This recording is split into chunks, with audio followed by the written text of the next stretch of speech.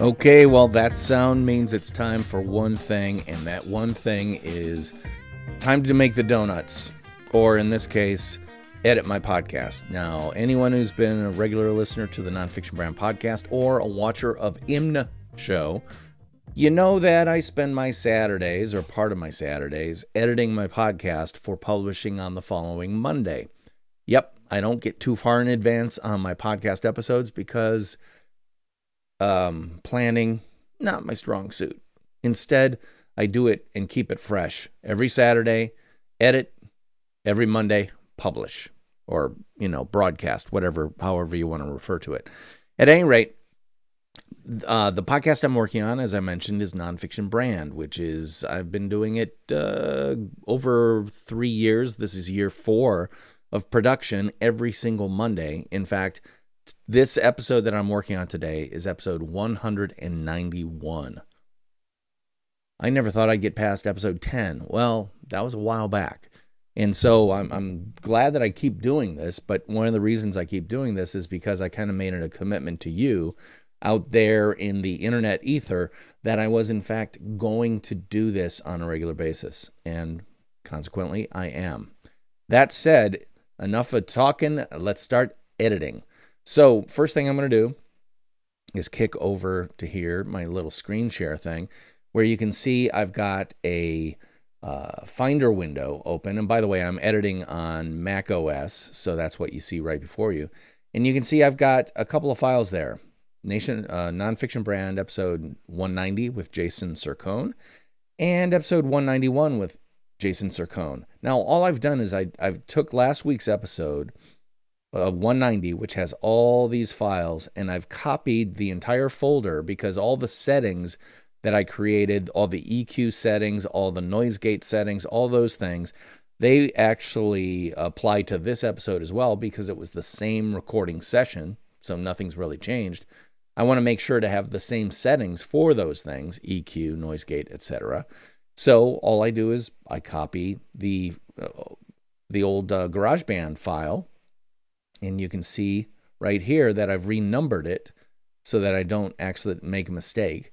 And it's episode 191. So I've already got GarageBand open, so all I need to do is double click on this bad boy, and it's going to open up last week's file. Now, you can see right there last week's editing session, if you will. All those little chunks indicate that I did a fair amount of edits, or a fair number of edits, in order to make this podcast happen. Well, what I need to do now is take the rest of the session, which exists over here, and edit that. So first thing I'm going to do is get out of the automation settings and do this. That's the end of my last session. Well, guess what? I still have the entire remainder of the session that I will be editing this week. So I want to reactivate that and actually get rid of this and then highlight all this stuff, all of last week's. And keep in mind, I already have this stuff duplicated in episode 190, so I'm not losing anything. I'm just deleting the stuff that no longer applies to this week. And then I'm going to take this and butt it up against 0 because that's a good place to start and keep everything in check. Now, what you're seeing here is I've got only one track. I have gone through some evolution, I guess you'd say, of how I record sessions. I used to use Zoom completely, which would allow you to have split tracks. So I would have my vocal track and my guest vocal track. Then for a period of time, I was using Restream.io, which would only have one track with both people in it, which presented a few problems. And now I'm using Ecamm Live. And I've always used Ecamm Live for my recording sessions on other things, but I had not done it for my podcast. Why do I use Ecamm Live? So I can do exactly what I'm doing right now. I am getting out there and showing you exactly what I'm doing in real time as it happens. And now I am recording my podcast sessions with my guests in Ecamm Live. So you can still see their faces and all that stuff. But Ecamm Live has an interview mode that allows you to capture separate tracks or split tracks for the people involved. So I have my DPK Vox track, which you can see right here, and my guest Vox track. But I can't do that with this specific record, which I did via Restream.io back in, my God, December 15th of 2021. Whew. Yeah, this is a little bit of a backlog here on some of my recordings. Anyway, this is the second episode that I'm doing with Jason Sircone. The first one was published this past Monday. This second half conversation will publish next Monday, which will be the 18th of April, 2022. So anyway, long story short, let's get editing. So I ended my last episode with saying goodbye, and then I have to start my next episode kind of segueing into it. And I know my music intro, typically about 2 seconds, just as a music cue so that people know the episode is starting. And it goes something like this. And we'll be talking at you again next week. Bye-bye. All right, so that's pause. So Jason, what got you into podcasting? Let's keep this So Jason in there. So Jason, what got you into podcasting? I'm tightening that up a little bit. But everything before that, Command T, trim, I'm cutting and I'm getting rid of. I'm now grabbing both of those clips and dragging them to my start position, which is more or less around 2 seconds in on the music track. Let's see what this sounds like. And again, I don't edit visually, I edit with my ears. So let's listen to the timing of this. So Jason, what got you into... Let's listen to it one more time. You can see I kind of cued myself. I wanted to see if where I would cue myself is exactly where I should, where the voice would come in. And it more or less did. So let's listen again. So Jason, what got you into podcasting in the first place? Were you a podcast fan before you were a podcast host? Okay, so you can hear the music fighting a little as my voice gets a little quieter over here. The music's a little hot, so I'm going to take a look at this and just create a little bit of a ramp so that I can have things be more intelligible. Let's see if I do this. So Jason, what got you into podcasting in the first place? Were you a podcast fan before you were a podcast host? Podcast host. It sounded like I ran out of breath, and I probably did. But I can take that kind of hiccupy thing out and make it more of a sentence. Let's see, back up a little bit. Podcast fan before you were a podcast host. Podcast host. All right, so this will be Jason popping in. I'm bringing him down to his track because he has slightly different EQ settings. And this allows me to just make things a little tighter and then check out his volume level.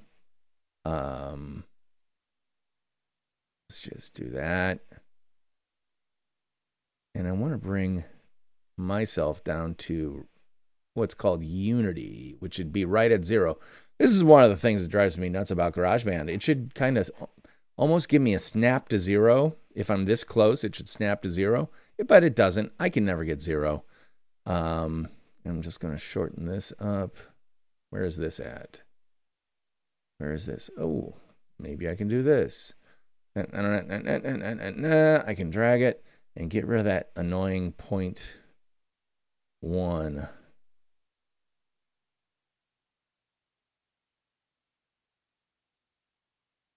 All right, so that'll take it down to 0.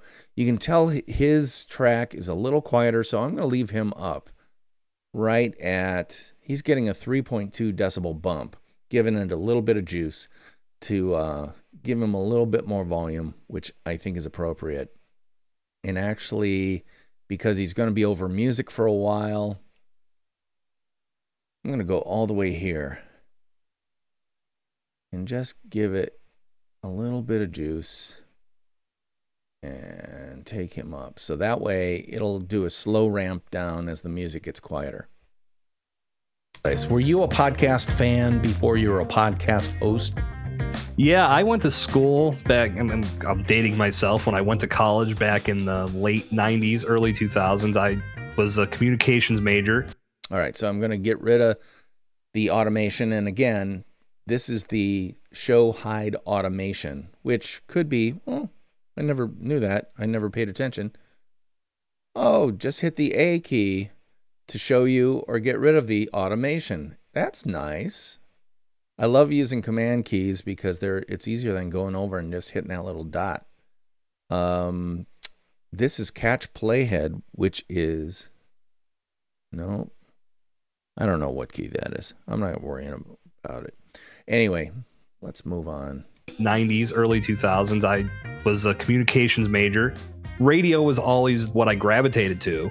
I had a radio show that was a blast, where I probably got away with some things that I would never get away with on a traditional radio station, but that's a story for another day.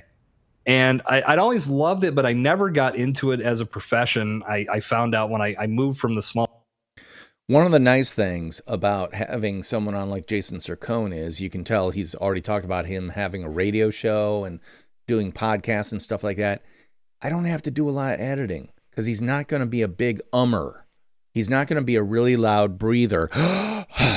All these things he's kind of gotten rid of over his lifetime of doing audio. The more you do it, especially if you edit your own tracks, the more you'll find yourself getting rid of the filler words that you would normally have if you weren't doing your own editing. So, for example, my filler words are so, I know, well, and stuff like that. So the way that works out, you just heard me say so, right? So, filler word. A lot of times I'll have to cut that stuff out.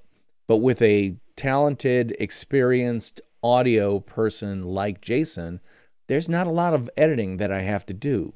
I will edit out the occasional cough or hiccup or something weird, but for the most part, I want to maintain his tempo and his style, because if you got rid of every single little gap in there, it would start feeling like it was edited by a robot.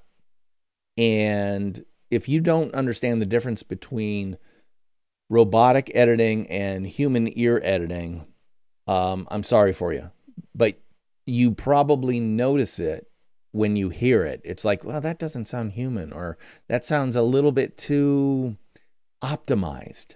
It's like the difference between humans playing music and computers making music. Huge difference if you're paying attention with your ears. So anyway, enough about that. So, he says, so, filler word, so. That would be an example of a word that I would cut out. But anyway, let's go back to the track. Here we are. Let's back up just a little bit. But that's a story for another day.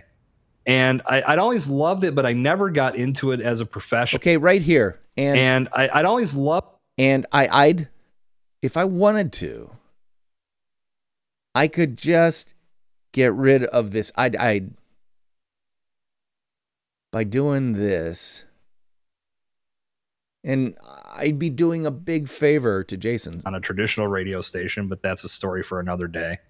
And I'd always loved it, but I never got into it as a...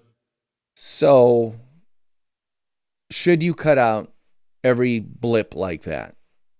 Well, that's your choice. That's your taste. That's up to you.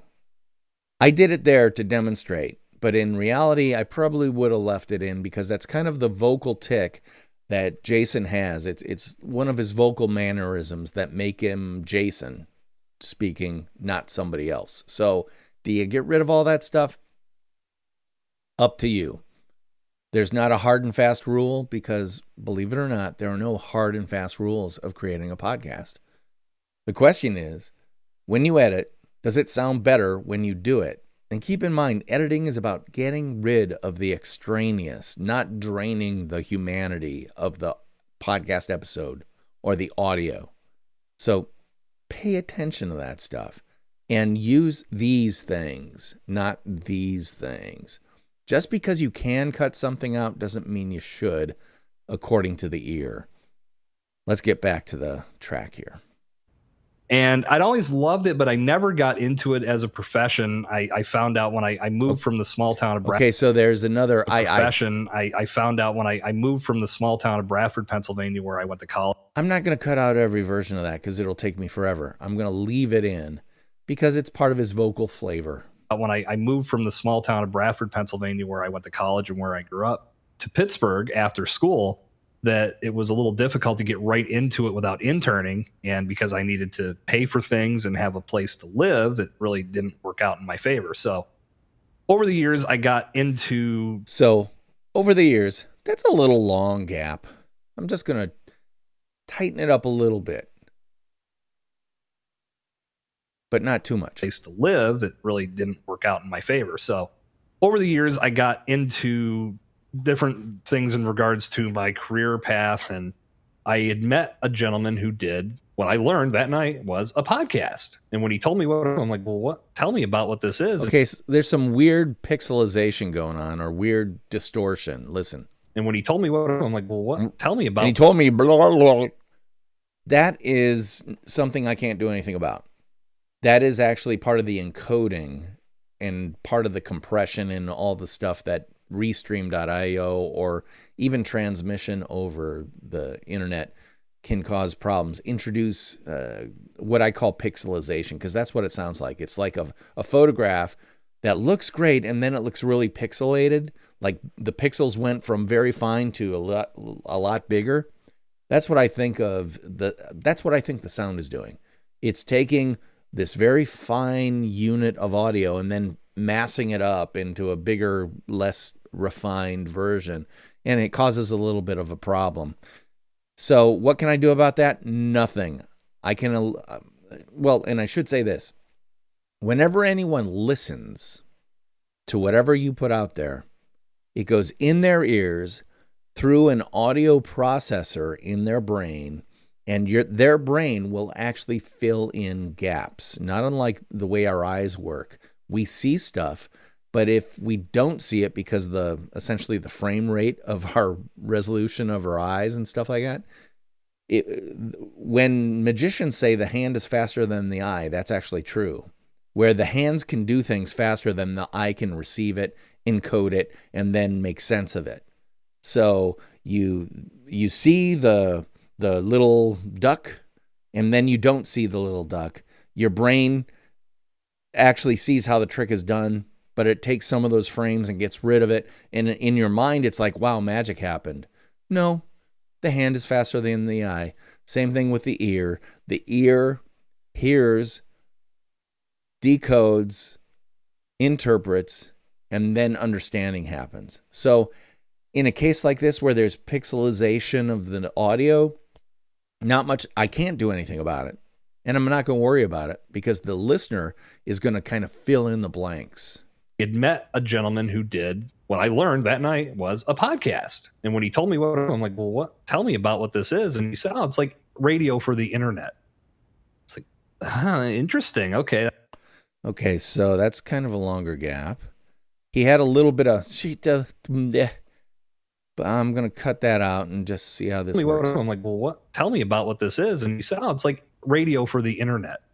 Interesting. Okay, that sounds good. And that made me do a little bit more digging and searching. And my best friend and I had kicked a... And gap. Instead, and my best friend and I... Dang it. Command Z is our friend. Undo. It actually then accidentally moved the file to the upper track. Command Z puts it right back where it was. Digging and searching. And my best friend and I had kicked around starting a podcast, once we got more familiar and we were seeing what this medium was all about, and it was starting to become more popular. Hey, I want to see something. This is going out over restream.io, and I just realized I forgot something. In the description... No, okay, that's fine. That's fine. We're fine. I thought I messed something up. And frankly, I didn't. So let's get back to starting to become more popular. You're seeing more podcasts pop up. And we could never land on anything that we really wanted to do. And at that point, I was running a craft beer blog. And I was launching a service that was going to help promote events and news and things happening within the beer drinking community here in Pittsburgh. And as I was launching that, I right before, I think it was the day I made the site live. Okay, that I right before, we don't need that I, and I can tighten things up and not mess with anything he said, but just make it a little easier for the listener. The beer drinking community here in Pittsburgh. And as I was launching that, right before, I think it was the day I made the site live, I had a guy jump on Twitter and just start trolling me about how this was never going to work and this was never going to be a good thing. And I don't know, how do you think you can do this, blah, blah, blah. And it got me wondering what this guy did. And I said, it's a podcast about beer. I can do that and I can do it better. Texted my buddy, said, this is what we're going to do. This is going to be our podcast. We're going to do a podcast about beer. That was it. That was the extent of our planning. And the results showed that, because the show sucked. Looking back on it, I mean, from an experience standpoint, it was great because it got me into podcasting. Hold on. It helped me learn. I showed that because the show sucked. Looking back on it, I mean, from an experience standpoint. Looking back on it from an experience standpoint.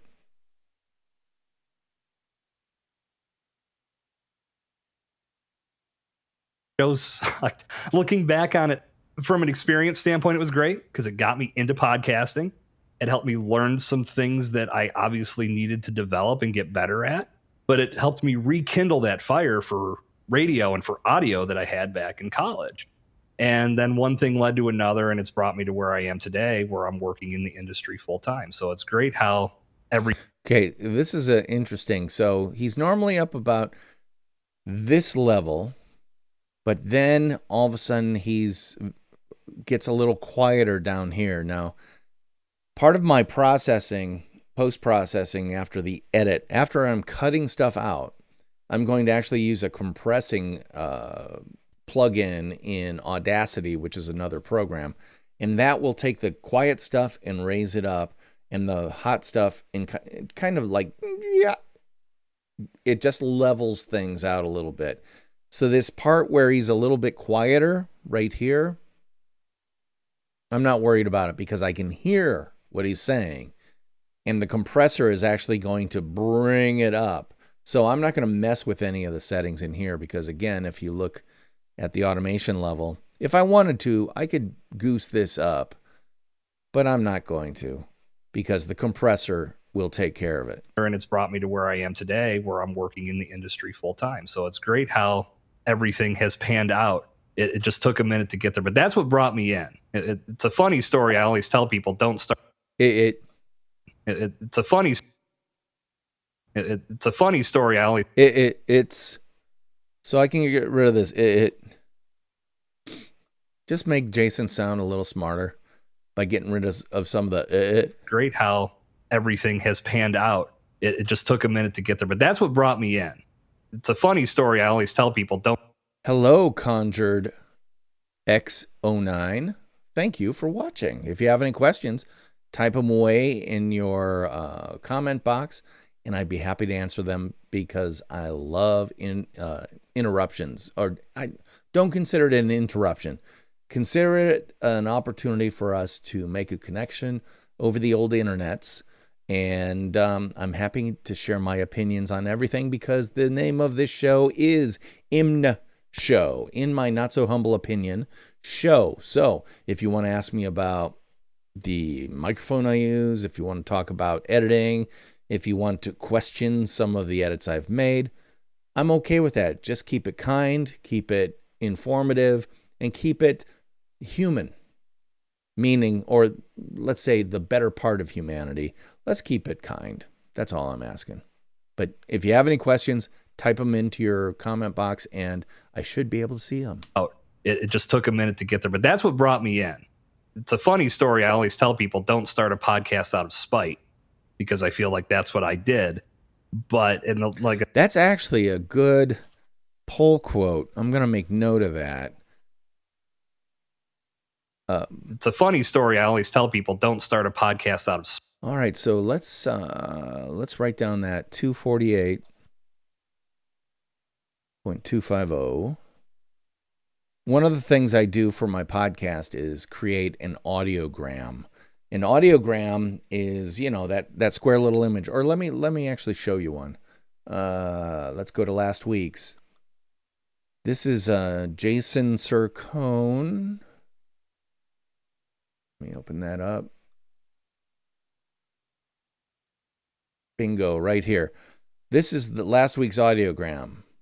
This week on the Nonfiction Brand podcast. For people that want to be a part of this world and be a part of podcasting. So this is an audiogram.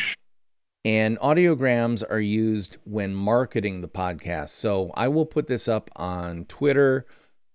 Let's see. Twitter, Instagram, Facebook. Where else does it go? Twitter, Instagram, Facebook. Those are the main places it goes. And it's just a alert people that there's a new episode out. And last week it's episode 190 with special guest Jason Sircone. Let me get that out of the way so you can see it.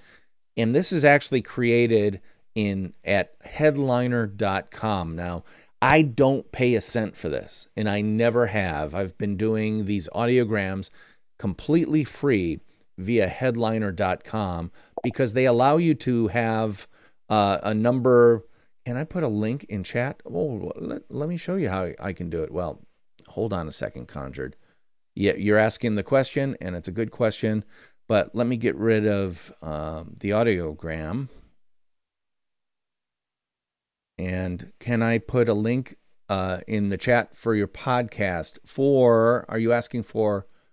are you reading any nonfiction? Well, yeah, I read nonfiction every day in the form of all my regular Twitter feeds and all that stuff. Can you put a link in chat of your podcast? Oh yeah, you can find the Nonfiction Brand podcast any place podcasts are free. Just look up Nonfiction Brand and you'll see basically my audiogram. So again, if you go to Apple Podcasts, Spotify, iHeartRadio, et cetera, you'll be able to see this smiling face, this typography, and you'll know you're at the right place because that is actually what the podcast looks like. So, for example, I use on my iPhone a podcast client called Overcast. And let me get to it. And so you'll see right there at the top, Nonfiction Brand with DP Knudten. You can see the audiogram as kind of my poster image. If I click on that,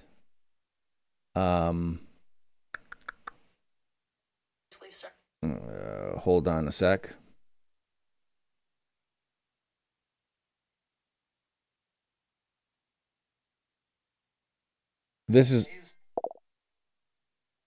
That's last week's episode. So again, if you want to watch or listen to the Nonfiction Brand podcast, you go to whatever podcast listening app you're using, do a search for Nonfiction Brand, nonfiction, all one word, brand, and you might have to add the name Knudten in there just to find it, but I think Nonfiction Brand will work for you. And that's the way you can listen to the podcast anytime you want. And I encourage you to do so. So yes, Conjured, it is like a preview or teaser. What it allows, typically they're about 30 seconds in length, because again, on Instagram, Instagram will do more than 30 seconds now, but on some of the platforms, some of the channels, they'll only do 30 seconds of video. So it allows me to introduce who's on the podcast, give a little bit of a hint of what the flavor's about. Yeah, it really is a teaser. It's a reminder. It's a teaser.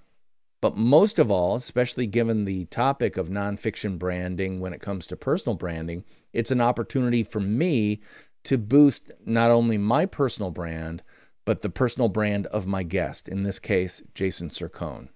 See how that works? All of a sudden, I'm getting so much nutritional marketing goodness out of something that's very simple to create. I can do it for free via headliner.com. And again, I don't pay them a cent and they don't pay me anything. I use it because I've gotten great value out of it for a long, long time. And it's a great way to tease or remind people that you've got a new podcast episode going out.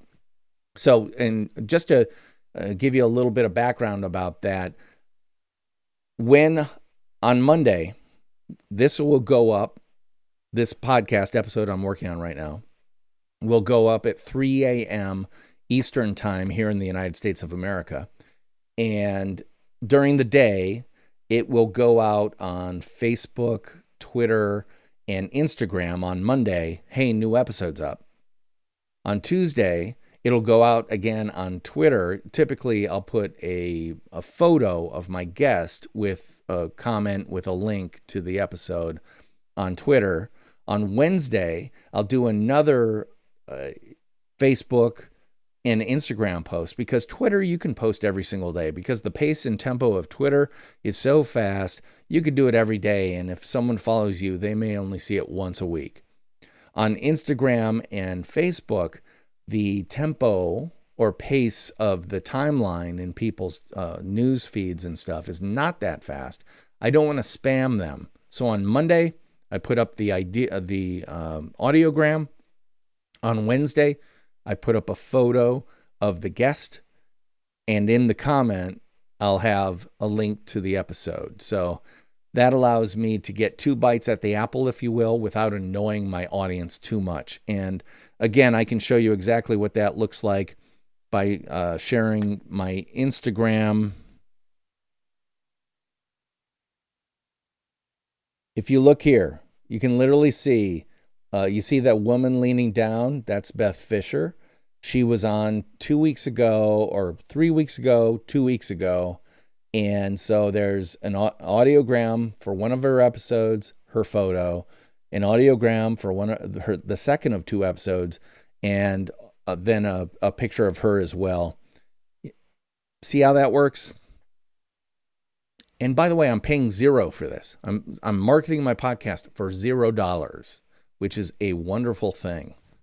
Man, my camera's coming off awfully orange. Let's do something about that. I'm using Ecamm Live to broadcast this out. And one of the cool things I can do, if I can figure out what's going on here. Okay, the orange has gone away. It's fine. Leave it the way it is. But does that make sense to you? Yes, Conjured, super efficient. You are absolutely right. And again, let me just show you, because I love giving credit where credit is due. Headliner.com is not it. What's Headliner?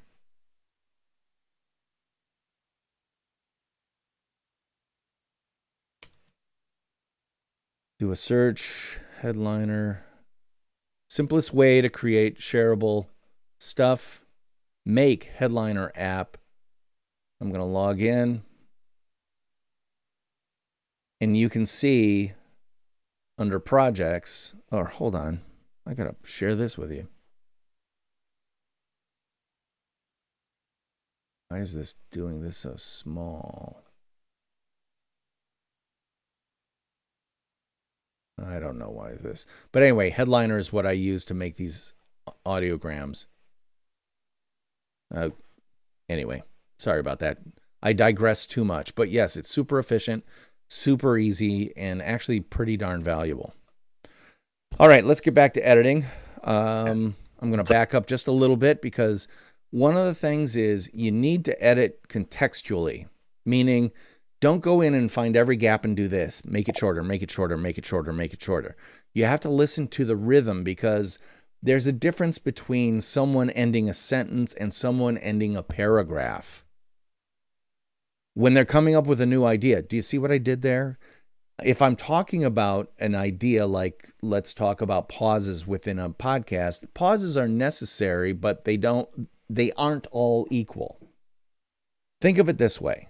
See what I did there? Two sentences that were pretty close together, gap for a paragraph. That's what I think of it as. It's a paragraph. A paragraph needs a little bit more space because I'm switching from one idea to the next idea or the next grouping of ideas. So paragraph A, a little bit longer pause, paragraph B. And I'll try to point that out as we go through this. Back in college. I have not read that book, Conjured, but it sounds interesting. College. And then one thing led to another, and it's brought me to where I am today, where I'm working in the industry full time. So it's great how everything has panned out. It just took a minute to get there, but that's what brought me in.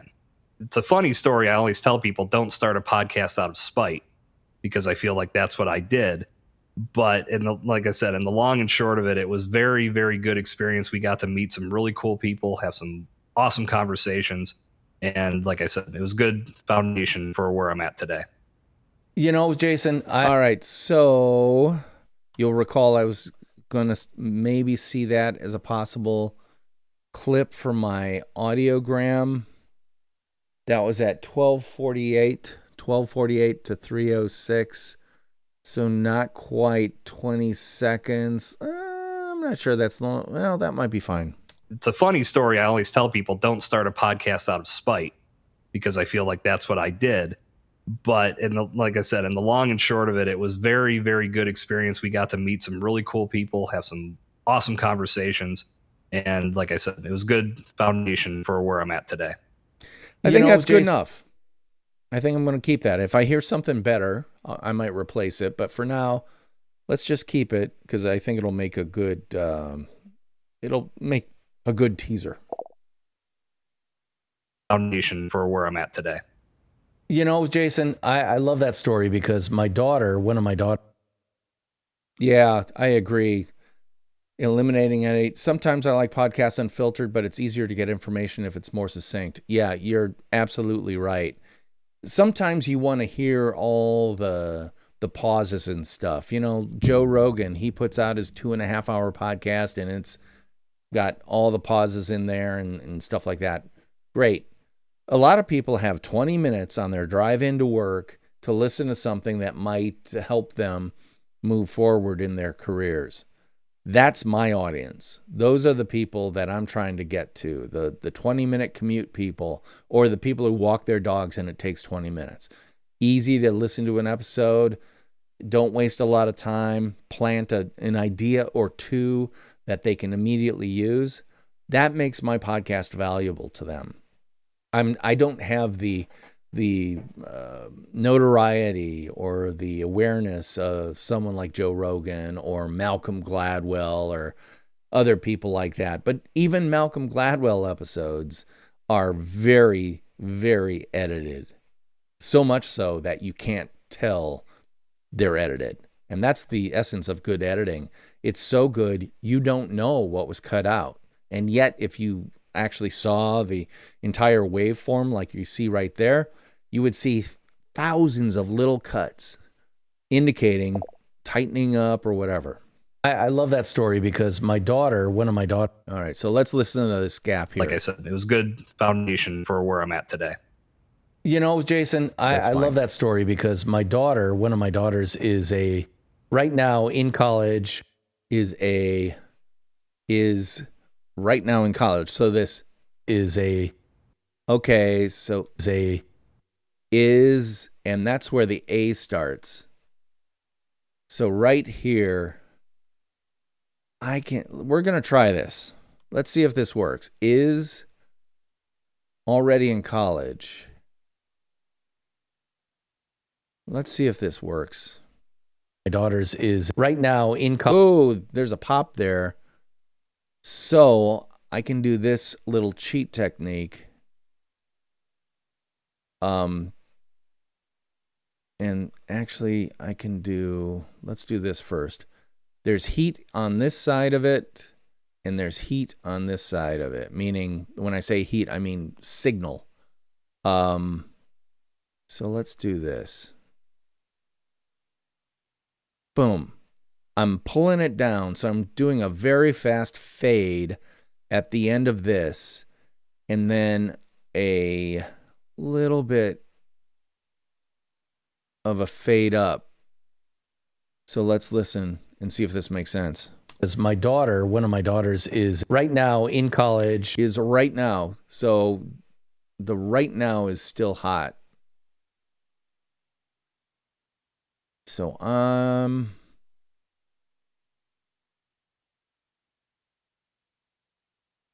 am going to do it like this. And just let's listen. My daughter's is right now in college. Okay, there's still a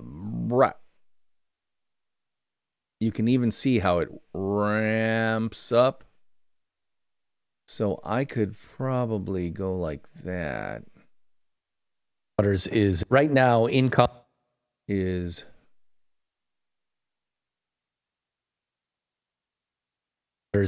right now in college. Is right. Let's do a harder knee. Daughter's is right now in. I'm reacting to the fact that there's a pat. Daughter's is right now in college. You can hear right now. One of my daughters is right now in college.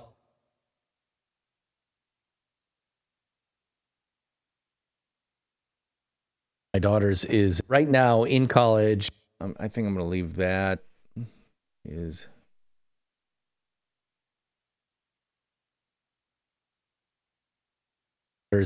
right now in college.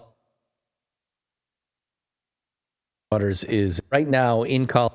All right, let's back this off a little bit and listen in context. One of my daughters is right now in college. What is that? I'm going to back this off. Right now in college. Right now in college is, so it's part of the,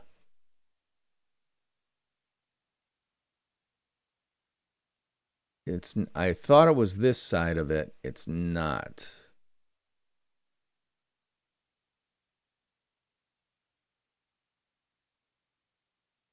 Are you hearing what I'm trying to fix? My daughter, one of my daughters is right now in college. Okay, there it goes. What I did was I ducked it down on this problematic part. I've got this, okay, see this right here? This is called a knee because it looks like a human knee, right? The knee on your leg. This is a soft knee versus a hard knee. That's hard knee, cutting it off. This one's a little bit softer, which allows the track to go down a little bit slower rather than a hard duck down. So if things are sounding too abrupt, use a softer knee to pull the fader down. This is actually the volume level that, as you can see right here, volume. The yellow line indicates the volume level. Is right now in. Okay, that sounds good.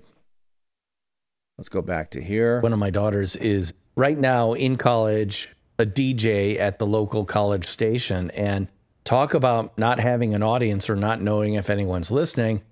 She doesn't, but she doesn't care because it's a form of expression.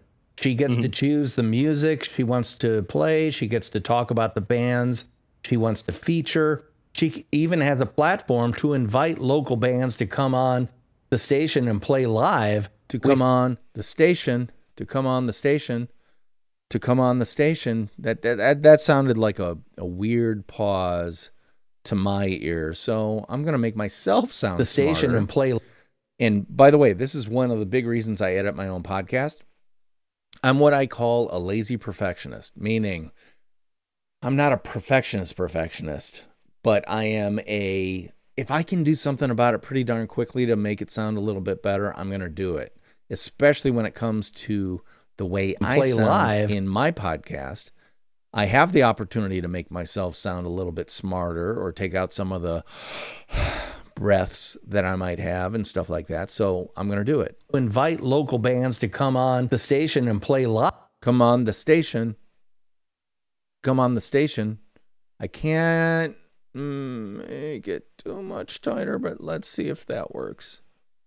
Bands to come on the station and play live. Come on the station. Let's see. Platform to invite local bands to come on the station and play live, this is one of the tricks I use. All right, I should have actually shown you this. So what I've done is I've taken the bigger gap out of there and tightened it up pretty much. And then I've backed up to listen in context.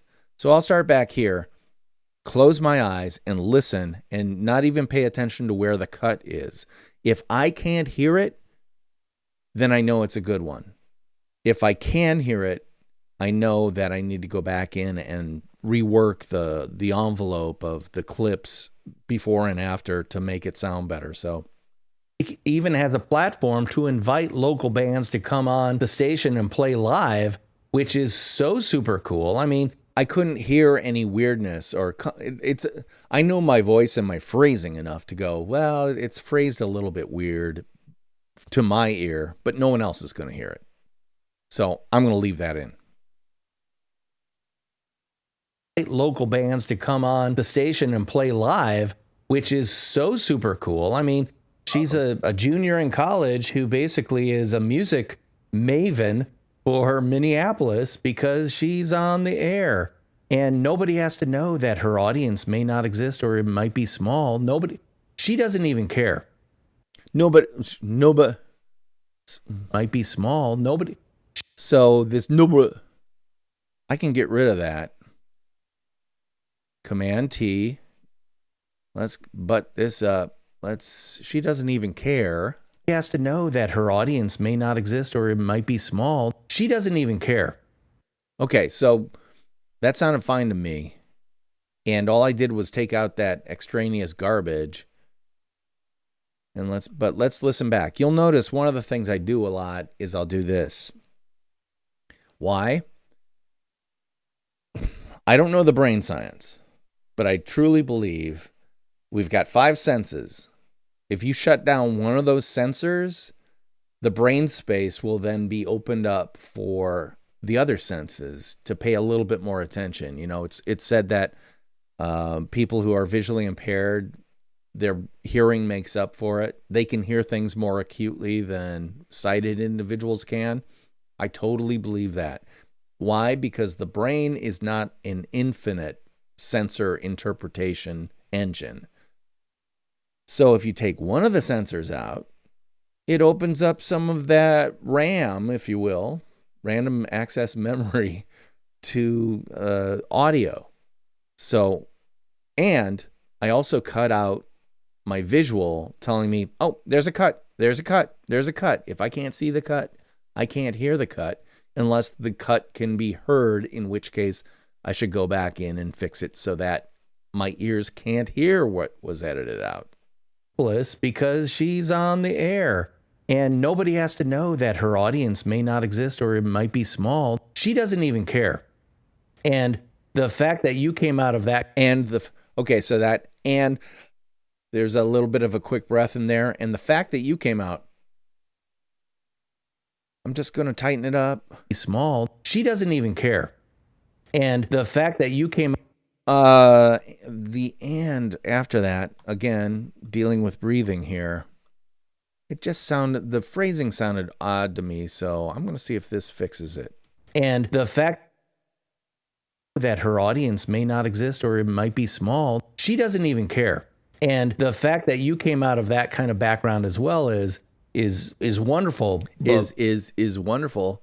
A background as well is wonderful. But So at least one of those, I want to see is kind of a word that ends with a little bit of a z. Let's see if this works. And the fact that you came out of that kind of background as well is wonderful. But the thing I really is wonderful.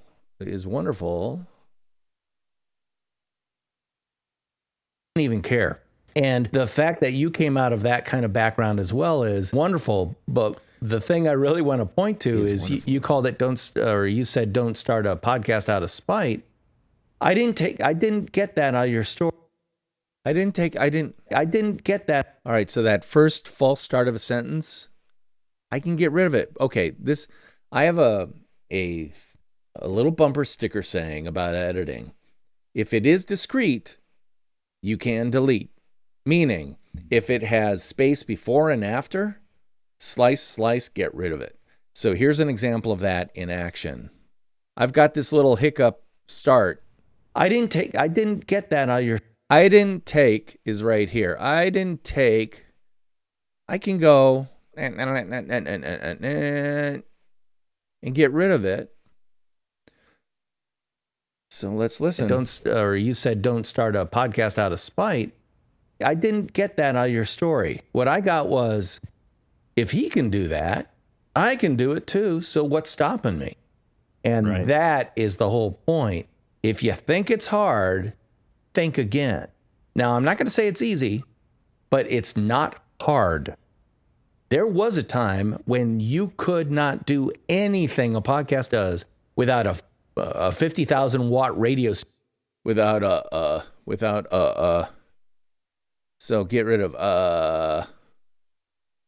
let's see, without a 50 watt radio, 50,000 watt. Anything a podcast does without a 50,000 watt. So does a 50,000. All right. So there's an right there, but I see that there's a little bit of a gap. So I should be able to do this without a problem. A podcast does without a 50,000 watt radio station behind you. A podcast does without a 50,000 watt radio station. Oh, good question here. How is the preparedness and research when it comes to your style of podcast? What is my technique? To not have technique. I have interesting guests on, and I don't send questions out ahead of time. I find interesting guests, and we can talk about the number of ways I find these guests, and I ask them questions based on my interest, according to my understanding of who they are, what they do, and how they do it. So nonfiction branding, which is what this whole podcast is about, is a technique that I've developed over the years working in marketing and in branding for creating what I call nonfiction brands. Well, that implies that there are fiction brands, to which I say, yeah, we're surrounded by them every day. The brands that you don't believe in, that say they're one thing but don't act that way. And they're brands you don't want to have anything to do with. Why? Because they are fiction. They are fake. They are inauthentic. They are not genuine. Then there are other brands that you swear by, that you go to and you love, that you embrace your entire life long. How do those brands get that part within your heart and your head and your life? Well, it's because they tell you exactly who they are, what they do, and how they do it. And then they maintain that quality level throughout your entire life. And I can give tons of examples of what I mean and stuff like that. But my podcast is about getting people to understand that their personal brands and their small business brands, one, are the same thing. Because unless you have a business with over 50 employees, your business is you. And you know that when one of your people, let's say you have 20 employees, one of them screws up, who do they want to talk to? The director of the department or the owner of the company that is you? And the answer is they want to talk to you. Why? Because they bought you, who you are, what you do, and how you do it. So nonfiction branding is all about that. And this podcast, Nonfiction Brand, is all about having guests on who are doing exactly that in whatever they do. So, for example, I mentioned Beth Fisher was a guest in podcast episodes, I think 188 and 189. She is a person who works with a ministry, with a religious ministry here in the United States of America. And she understands the power of branding when it comes to working in religion. So we had an interesting conversation about that, because I'm like, wait a minute, you're creating essentially a brand for the organization you work with in the religious space. Tell me how that works. Because we all know how religions have a brand, like Catholicism is different than evangelical Christian, is different than Jewish or Islam or Muslim religions, etc. And we have a pretty clear idea somewhat of those religions and who they are, what they do, and how they do it. But now within an individual silo, evangelical Christian religion, you're creating a brand. Tell me about that. Let's talk about that. And so I'm fascinated by that conversation. And so consequently, I don't need a list of questions. I need to have one question to start the conversation. Well, like the start of this episode was, so Jason, how did you even get into podcasting? Now, in my mind, as the host of this podcast, I'm going to make sure the questions revolve around my tentpole idea of nonfiction branding, but I'm going to talk to Jason about podcasting and, stuff like that, and find a way to wrap it around the whole nonfiction brand idea. So as you can hear Jason talking about how he got started doing a beer podcast, or a podcast about beer, because he saw someone else doing it who gave him a little bit of grief, and he thought, well, I'm going to do this myself. Guess what? That's really interesting to me. So you just heard me say, I don't hear spite causing you to start a podcast. I hear a challenge that you accept, that you as a person accepted to create a podcast. So consequently, the questions follow the conversation. And I'll often describe it as I'm a miner, literally hard rock miner in these podcast sessions. And what I'm listening to is I'm blowing up dynamite to expose little grains of gold. And then when I find that vein of gold, I'm going to follow that vein of gold wherever it goes, because doing so is going to create an organic conversation that will be interesting to, hopefully, knock on wood, to people who are interested in this topic, or kind of interested in, well, okay, so if Beth Fisher is building a brand not only for herself, but her organization in the religious sector of human endeavor, I could probably do something like that for what I'm doing in my very niche area of human endeavor. And the answer is, yeah, you can. And not only you can, but you should. So do I have a technique? Oftentimes I've got a screen here, a screen here, and a screen here. I'll have their LinkedIn page open here. If they have a website, I'll have it over here. If they have a podcast, I'll have it open over here. And I'll get enough of a flavor of my guest to know where I want to start. But I have no idea where the conversation's going to go. Why? Because here's the thing. If I have a plan, my audience is going to smell out the plan and figure out where the podcast is ending and stop listening because they go, oh, I know where this is going. When do you change the channel on a TV show? When, oh, I know where this is going. If you don't know where it's going, you stay involved. And so if you're interested in the conversation, but you don't know where it's going to end, you stay involved and you listen to the end. And that's how you create a valuable podcast. I don't know about you, but I've listened to some podcasts that are like, yeah, I know where this is going, and okay, I'm not going to waste any more time on it. That's not the way I roll. And again, this podcast style may not be for everybody. That's fine. This is my podcast. I get to do it the way I want for the listeners who get what I'm about so that they can learn who they are, what they do, and how they do it. I don't know if this totally answers your question, but that's my answer. Moving back. Here we go. A 50,000 watt radio station behind you. I want to see that edit or listen to that edit. You could not do anything a podcast does without a 50,000 watt radio station behind you. See, again, I wasn't looking at the edit and I couldn't hear the edit. And you could not do anything a podcast does without a 50,000 watt radio station behind you. But now the democratization of audio and video, if you want to look at it that way, but I'm talking specifically about audio in the podcast space, anybody can have their own radio station about whatever you want via a podcast. And that's what I love about it, because let's face it, how many people are actively... Love about it, because let's face it, how many people are active... Okay, I have a weird vocal thing going on, but that's not what I'm worried about. But let's face it. Podcast.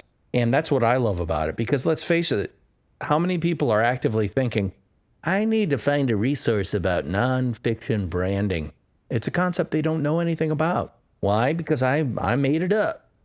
Or they might be thinking, well, I need to build my personal brand. Well, again, not a lot of people are thinking about that. Okay, so filler words. Right there is well. Do I get rid of it because I use well a lot as a filler word? In this case, I think not. Or they might be thinking, well, I need to build my personal brand. Well, again, not a lot of people are thinking about that. It serves as a kind of transition point. Well, not a lot of people are blah, blah, blah. And, well, again, not a lot of people are thinking about that. But maybe they should be. So... but I think what I might do is, because it's equal distance between what came before and after, I'm going to tighten up the after and change that in the prior. So it just changes the tempo a little bit. I need to build my personal brand. Well, again, not a lot of people are thinking about that. So again, all I've done is I've given this almost more of a paragraph feel, sentence leading into a paragraph. They might be thinking, well, I need to build my personal brand. Well, again, not a lot of people are thinking about that, but maybe they should be. Let's see if I get rid of that well, since I've got it out. Thinking, well, I need to build my personal brand. Again, not a lot of people are thinking about that, but maybe they should be. So this is my opportunity to find my niche. So this is, so is one of my filler words. I think I'm going to leave that other filler word out. So is another filler word. So I'm going to add it to a sentence here. Let's see what it sounds like. Thinking about that, but maybe they should be. So this is my opportunity to find my niche, or my niche, depending on how you like to pronounce it, the same way you're doing it with the podcast guest optimization kind of empire. Kind of. I don't need the but I'm going to keep the kind of in, because I'm searching for words. I'm searching for a phrase. The podcast guest optimization kind of empire you're beginning to build about helping people discover how podcasts can work for them, even if they don't have a podcast. And I think that's brilliant. We talked about it last week. We'll talk about it even more. Okay, here's another example. If it is discrete, you can delete, and I can prove it. We've got right here, talking about it even more. I've got a gap in front. I've got a gap after. I can close this up and listen back. And I think that's brilliant. We talked about it last week. We'll talk about it even more this week. But I want to just point out again. But I want to just... You want to just point out again. But I want to just point out again. But I want to just... But I want to just point out again, you decided you could do.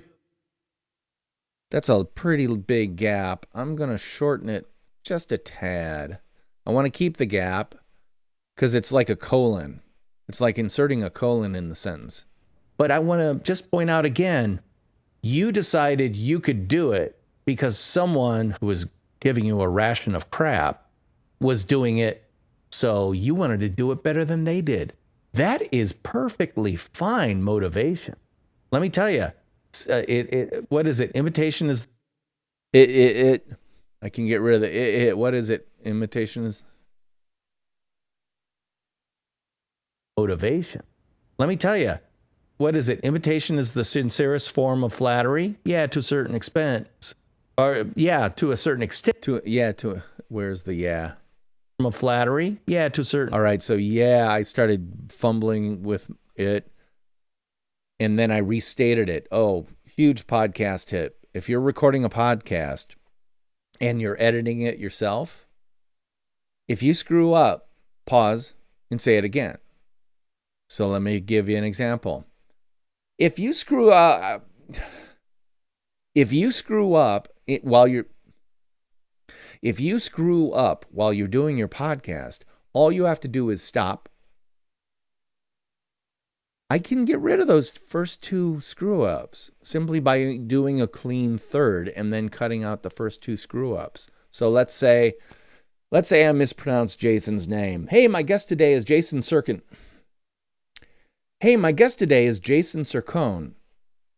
I can get rid of that first one. Just cut it out by putting a pause after it. So let me do it again. All men are created equal. Take out the first one.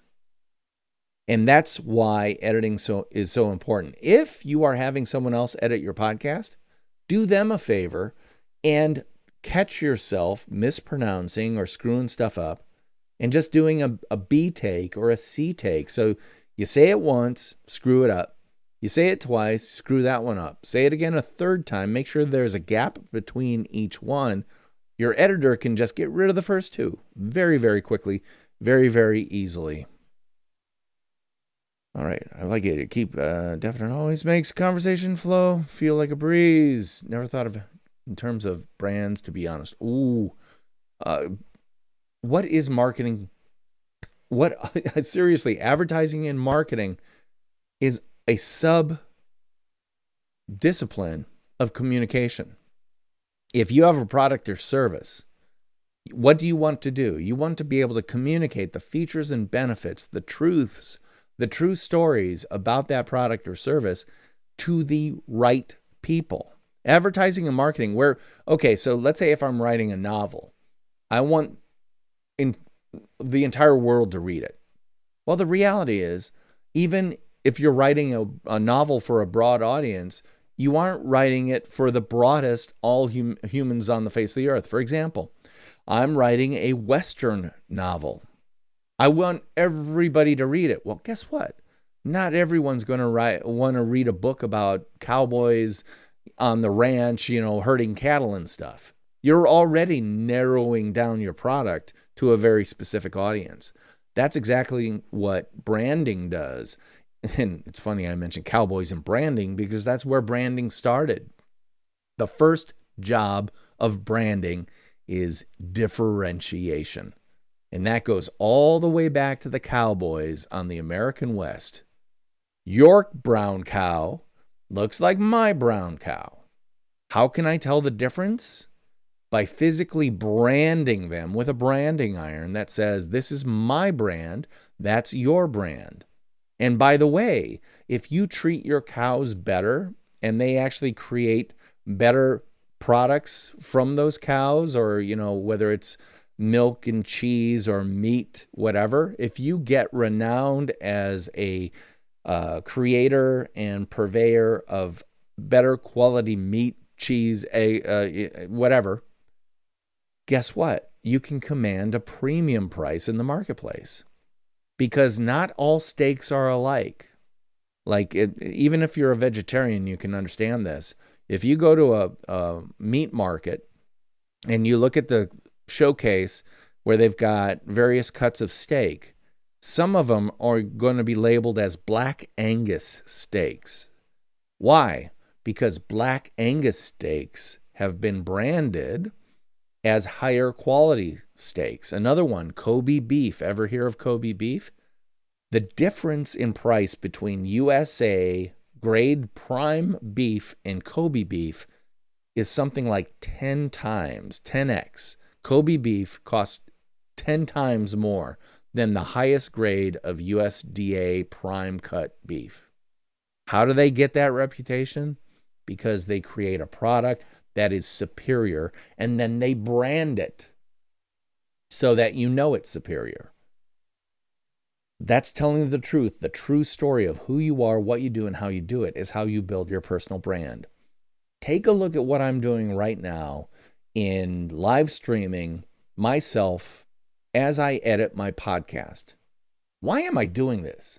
I'm wasting a lot of time talking to a camera on a wall, hoping that somebody sees it.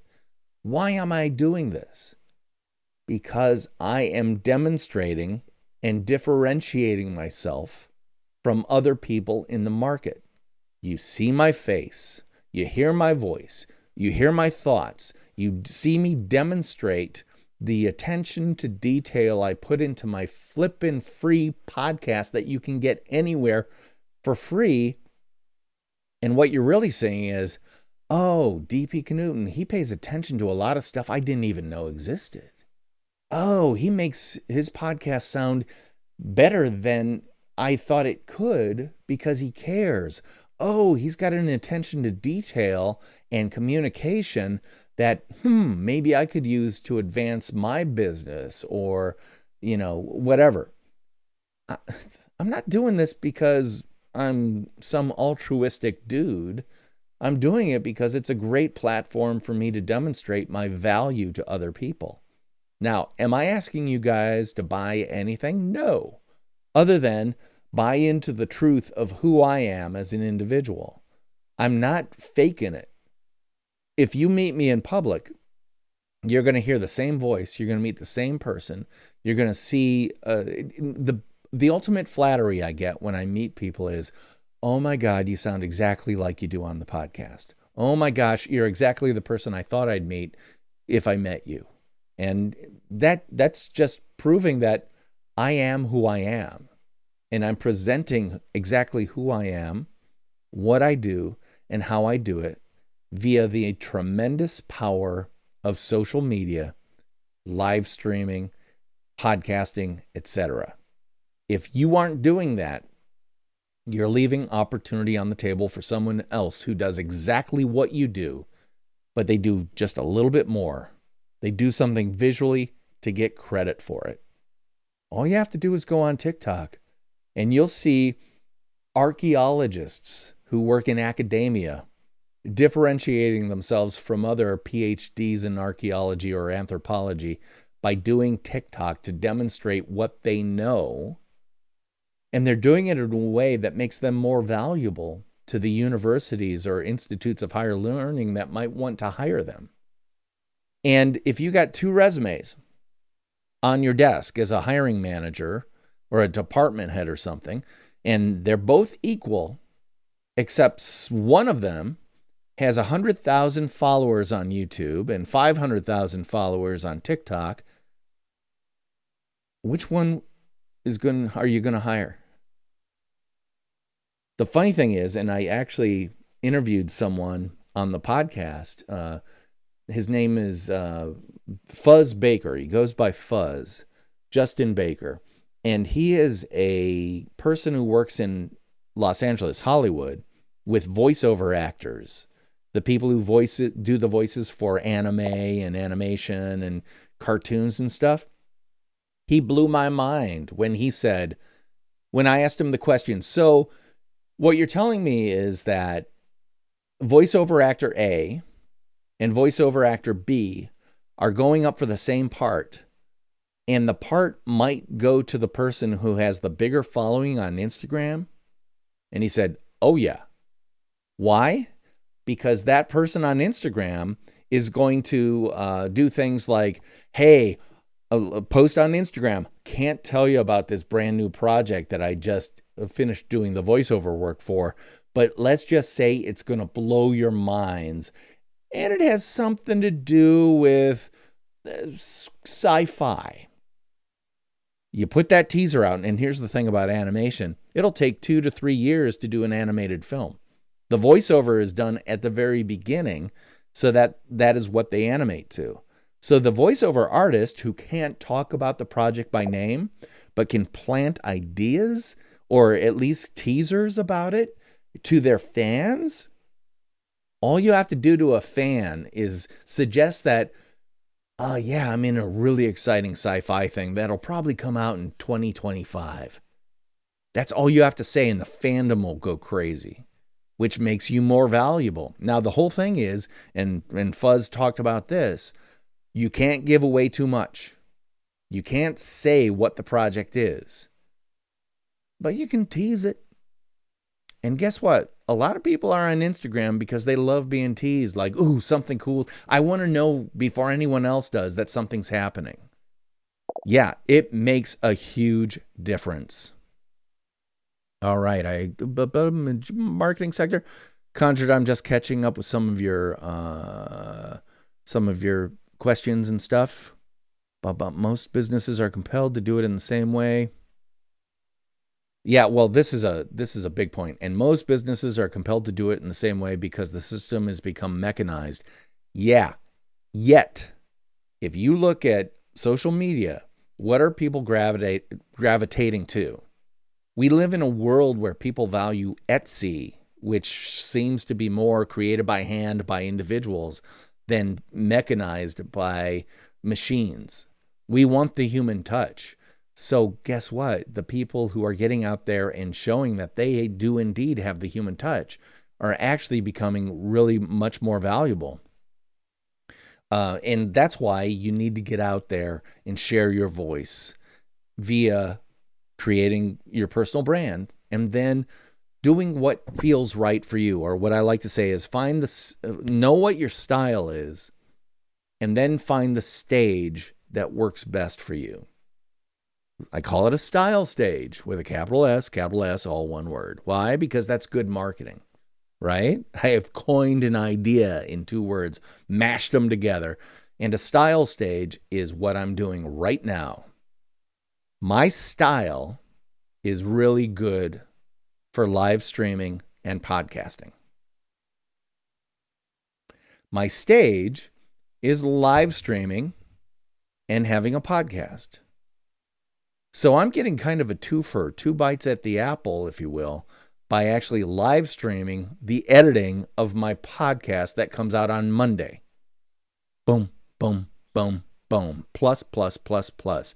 Additive value all along the way. See what I'm doing? It's not hard to see the strategy involved there. And it's all predicated on the point that I know what I'm good at. And again, you may not dig the way I do what I do. That's okay. You don't have to like me. I'm not for everybody, but I'm for the people who understand exactly who I am, what I do, and how I do it. Because I don't have to waste my time on the people who don't understand me or don't get me. I can lavish it on people like you, Conjured, who is coming to my podcast, editing live stream, and asking questions.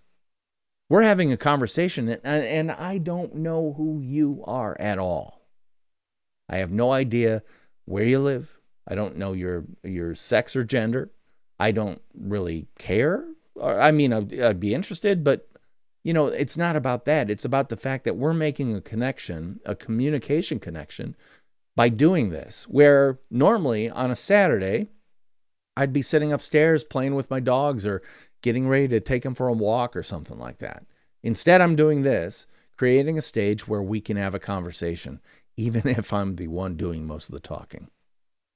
All right, let's get back to actually getting this thing done. All right, hold on. Form of flattery? Yeah, to a certain extent. But in reality, being better than they did it because they cheesed you off a little bit That's the sincerest form of take that, you son of a fill in the blank. So anyway, I'm going to cut you son of a fill in the blank. Tighten that up a little bit. This is a paragraph shift. So anyway, I don't want to have that. I will instead have a little bit longer gap. And again, I think of it as a paragraph. Take that, you son of a fill in the blank. So you went from there. Did you hear that? Get rid of the So leave the gap for the paragraph. Take that, you son of a fill in the blank.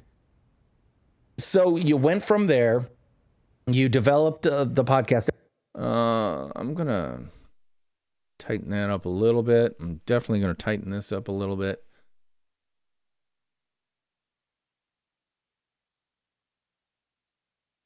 Fill in the blank. So you went from there. You developed the podcast. Are you still doing the beer podcast? No, that actually. Okay, so I didn't know if he was still doing the beer podcast, so I just asked the question. So are you still doing it? Which allows us to enter a whole new conversation about something else. You developed the podcast. Are you still doing the beer podcast? Developed the podcast. Okay, so are you still doing that's an right there. Are you still doing the podcast? Still doing? So you went from there. You developed the podcast. Are you still doing the beer podcast? No, that actually. What ended up happening there was I did that beer podcast, and I did that beer podcast.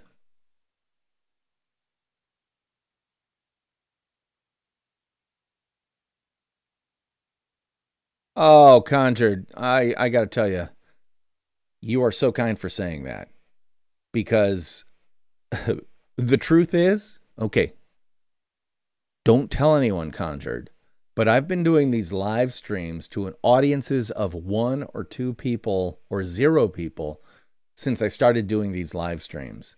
You are the first, well, you're not the first person to write anything in the comments, but you're the first person who actually paid attention long enough to see what's going on. So to hear this from you is it's soul filling.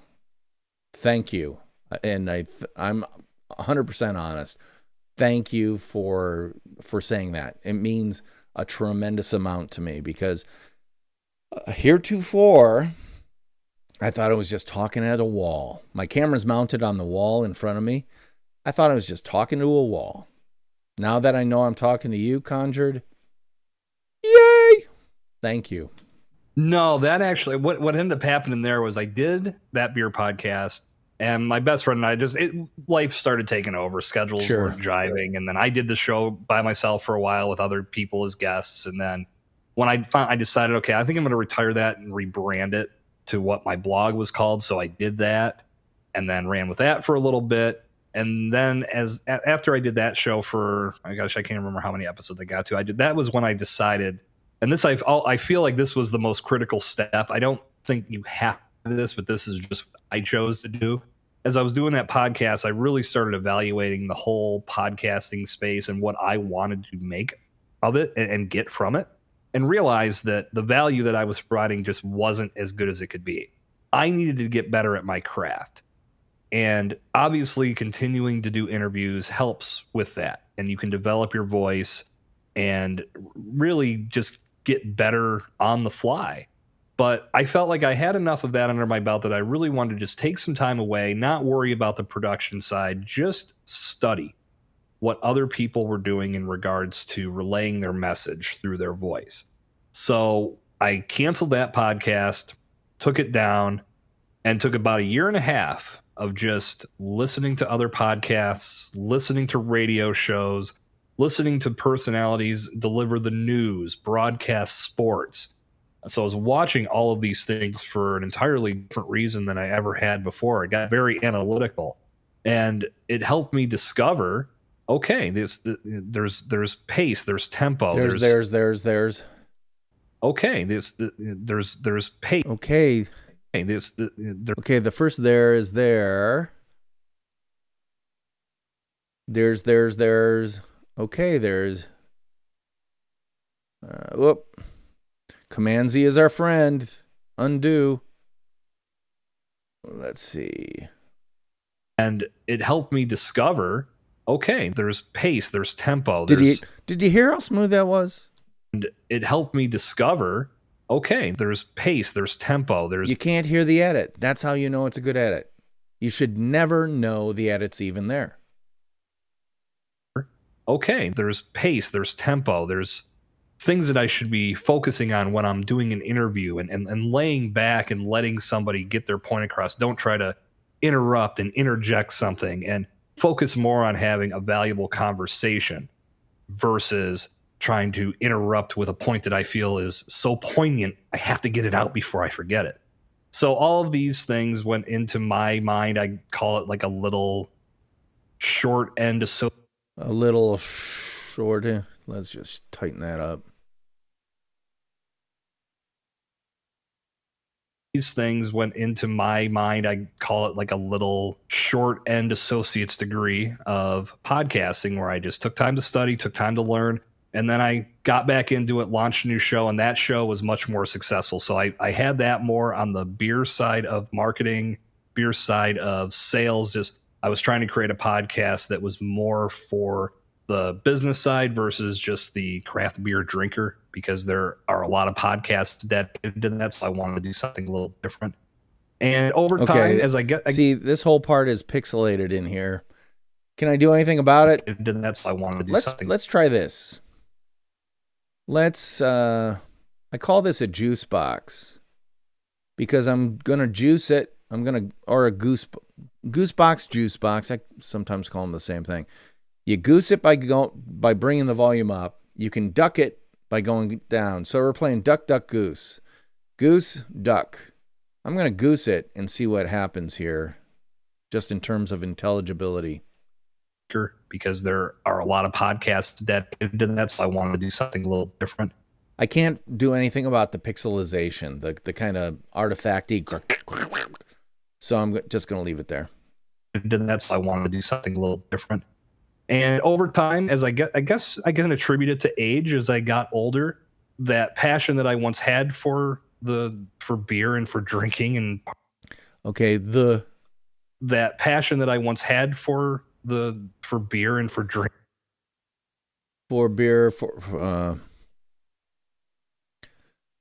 Take out the 4 because we got a better 4 right there. Older, that passion that I once had for beer and for drinking and partying and just being a fun-loving guy, I got more serious about things, and I just didn't have that same passion. So I shifted gears and I took it more towards the personal branding and marketing side of things, and started focusing more on the platform as a whole. Because as I looked at my development and my timeline through that whole process, podcasting was the constant. I changed a few things here and there in regards to approach, but podcasting was the constant. I knew this was the industry I wanted to be a part of. So it was determining how. So I actually did launch another podcast that was dedicated to delivering tips and strategies about podcasting. So it was a podcast for podcasters, and that show's still out there. And I just did release a second season of that show a couple months back, but there's probably not going to be plans to do anything further because my focus now is on evolution of brand. And I'm loving how that show's going, and I want to keep building on those results.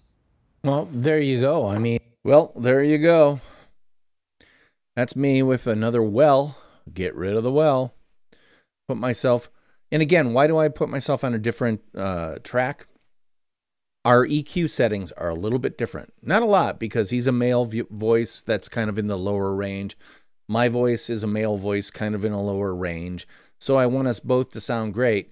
But I also want to make some adjustments based on his microphone, his room, my microphone, my room, things like that. So by splitting the tracks, I can make slight changes that help us out a great deal.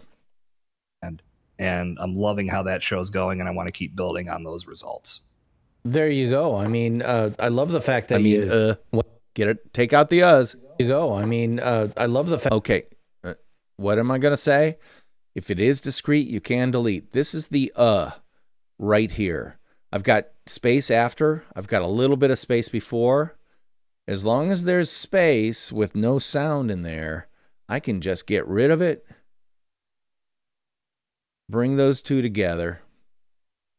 There you go. I mean, I love the fact that you... All right. I want to talk now about this track down here labeled Room Tone. Do you see that Room Tone Ambiance Loop 4 from quicksounds.com? Well, guess what? There's a place called quicksounds.com that has clips that you can download for free of room tone. Now, what is room tone? Good question. Let's solo room tone. I'm going to take it from 34 decibels minus 34. I'm going to bring it all the way up so you can listen to it in all its glory. Hold on. Why are you not? Maybe you are working. Oh, it didn't go. All right, hold on.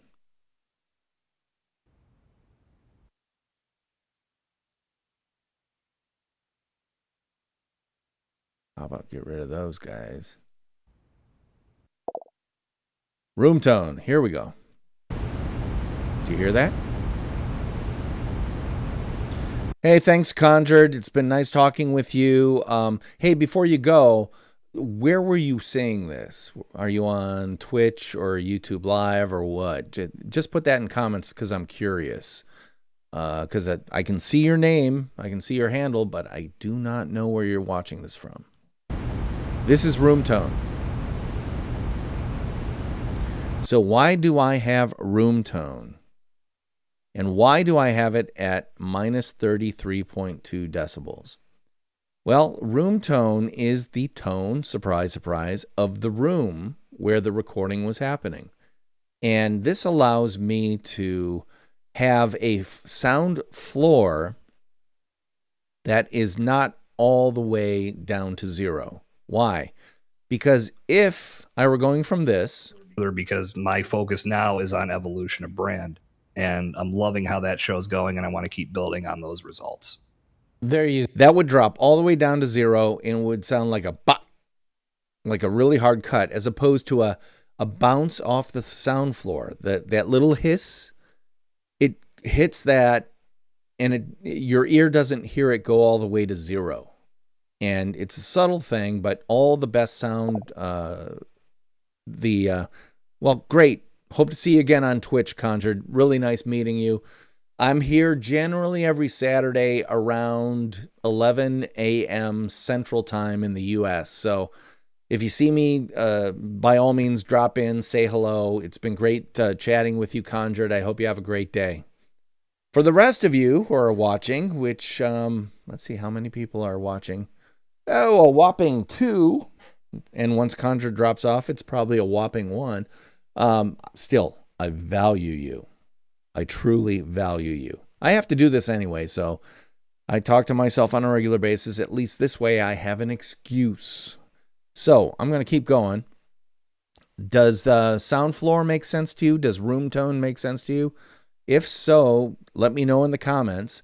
If you have any questions about the way I use room tone or why I use it or whatever, go ahead and ask them, because that's why I'm here. Just type them into the comments, and assuming things are configured correctly, I'll be able to see your comments, bring them into the show, and answer your questions.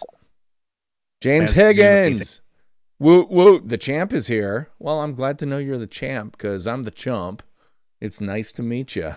And where are you coming in from, James? Are you on Twitch? Oh, the wrestling champ. Hey, congratulations. I'm the podcasting champ. Well, maybe not the champ, but I'm certainly doing a podcast right here, right now. Anything further, because my focus now is on evolution of brand. And I'm loving how that show's going, and I want to keep building on those results. Nice to meet you. It's nice to hear from YouTube. James, great to hear from you. Again, I'm editing my Nonfiction Brand podcast, which comes out every single Monday. And I'm doing it live so that if, Oh, you're also the podcast champ. Well, great.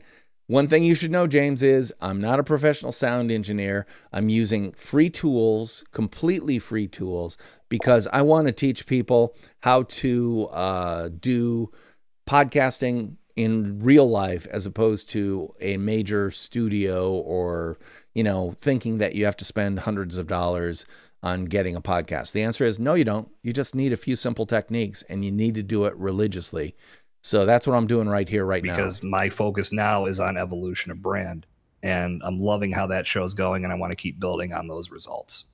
There you go. I mean, I love the fact that you went to school on podcasting and audio. Okay, so that seems a little choppy to me. I don't mind some of that, and I don't want to get rid of all the vocal weirdness or the vocal pacing and stuff, but I also want my podcast to move along, because if it doesn't, I'm going to lose listeners. There you go. I mean, I love the fact that you went to school on podcasting and audio and hosting and interviewing by listening to the best in the wherever they happen to be. And I think that's something that a lot of people don't do, or maybe don't do enough of. One of the things that I'm sure you advise your advisees. Okay. I don't need the Might as well get rid of it. Here we go. One of the things that I'm sure you advise your advisees, and I certainly do myself, is before you start building a podcast or produce. Before you start building a podcast. Oh, see, this is me trying to come up with a question or make a statement, and there's a little bit of tentativeness to it. So I'm going to remove that tentativeness by tightening things up a little bit. Self is, before you start building a podcast or producing a podcast, listen to a ton of them and find a handful. Find uts. See this uts right here? Don't need it. Editing is about getting rid of and enhancing by deleting. Listen to a ton of them and find a handful that are the ones that you constantly enjoy and figure out why you enjoy them. Like one of my favorite podcasts is I don't need the at all. I do need a little bit of a gap because I'm changing ideas. That are the ones that you constantly enjoy and figure out why you enjoy them. One of my favorite podcasts is Daring Fireball's John Gruber's podcast called The Talk Show. And it has no music at the front. It has no intro at the front. He doesn't introduce himself or his guest or anything like that. I've talked about that podcast on this podcast a couple of times because I'm just impressed by his respect for the intelligence of his audience. And that's what I take away from his podcast.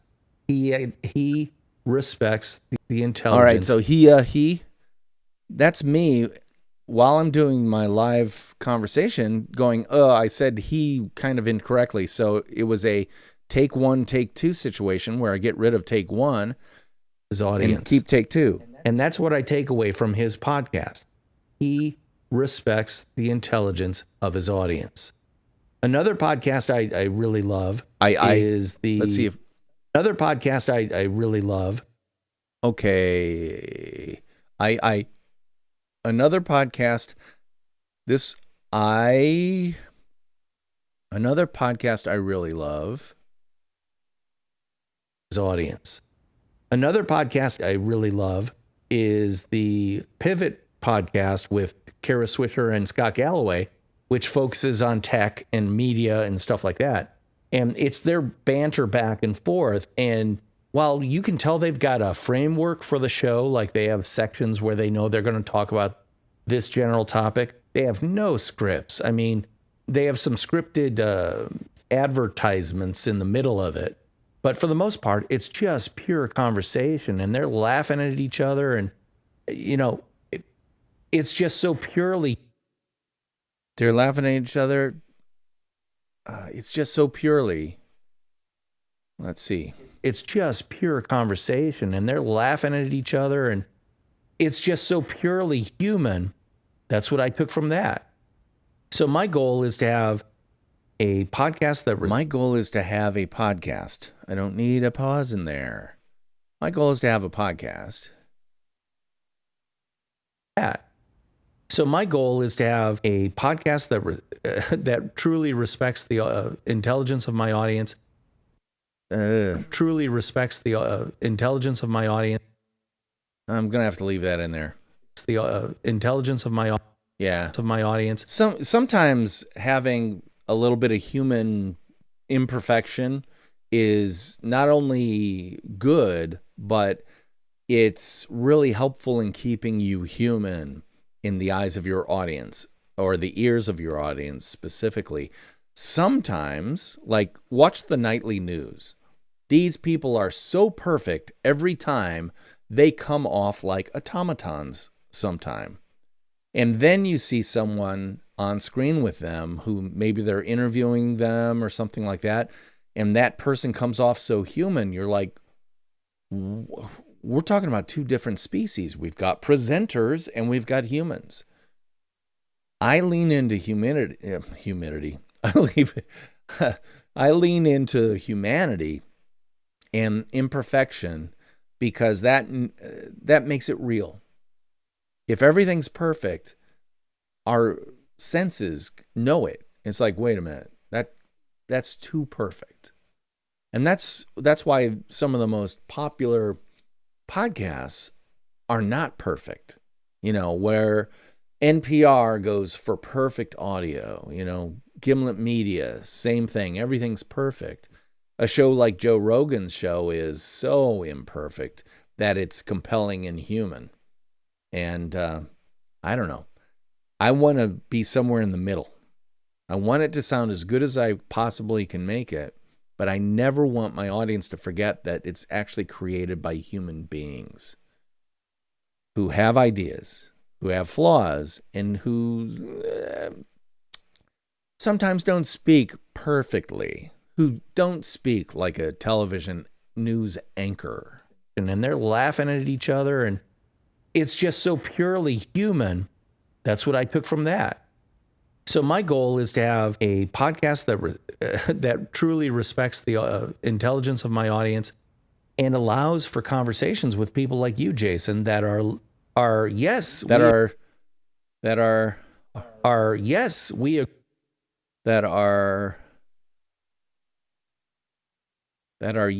agree. Conversations with people like you, Jason, that are yes, we agree on the importance of some stuff, but you're coming at stuff from a different point of view. And if you took issue with something I said, I would be thrilled because then I know I'd be learning something. Yeah. I hate those amen.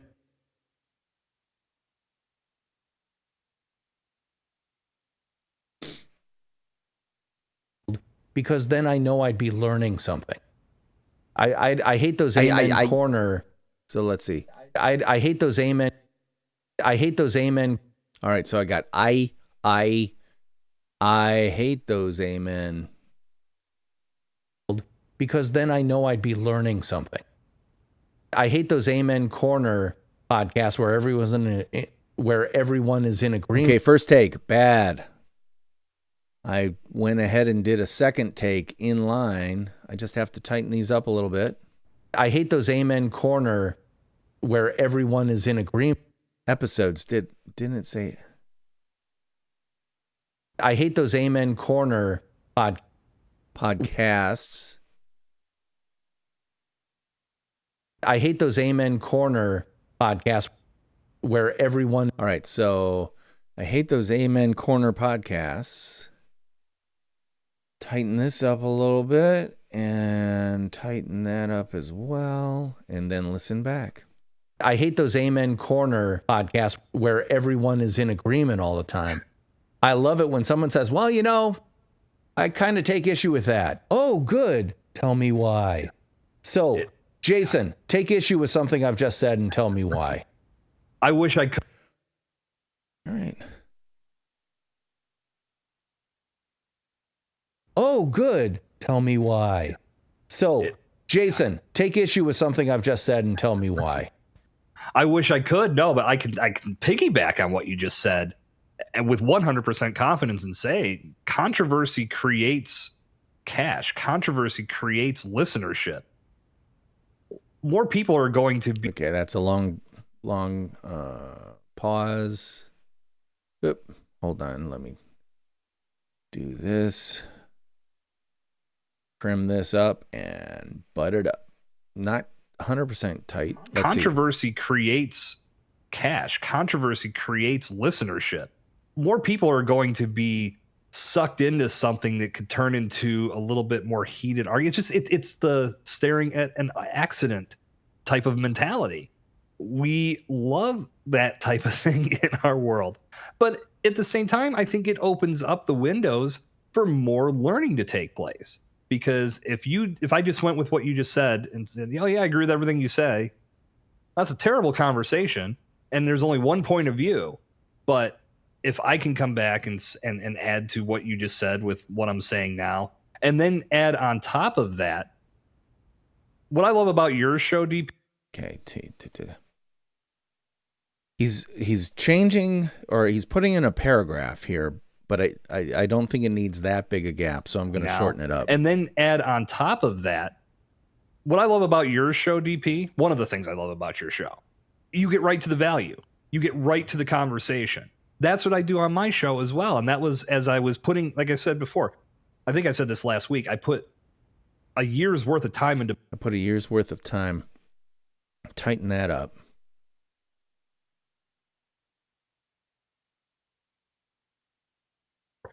I think I said this last week. I put a year's worth of time into building what I wanted Evolution of Brand to be. And I listened to a lot of different podcasts for the best elements of those shows.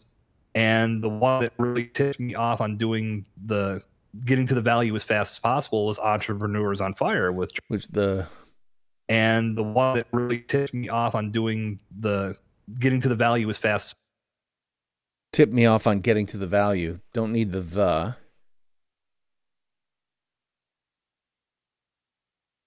And the one that really tipped me off on getting to the value as fast as possible was Entrepreneurs on Fire with John Lee Dumas.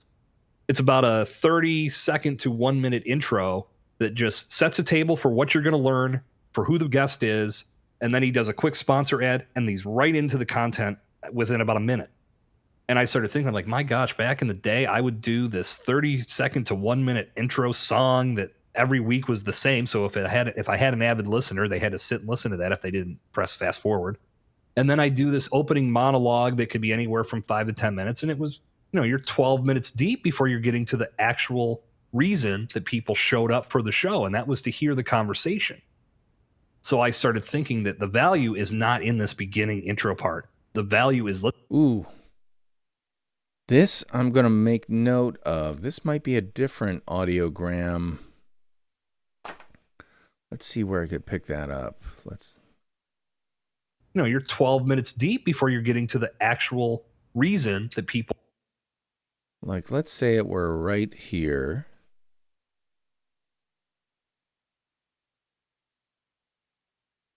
And what is that? That's 1412. You're 12 minutes deep before you're getting to the actual reason that people showed up for the show, and that was to hear the conversation. So I started thinking that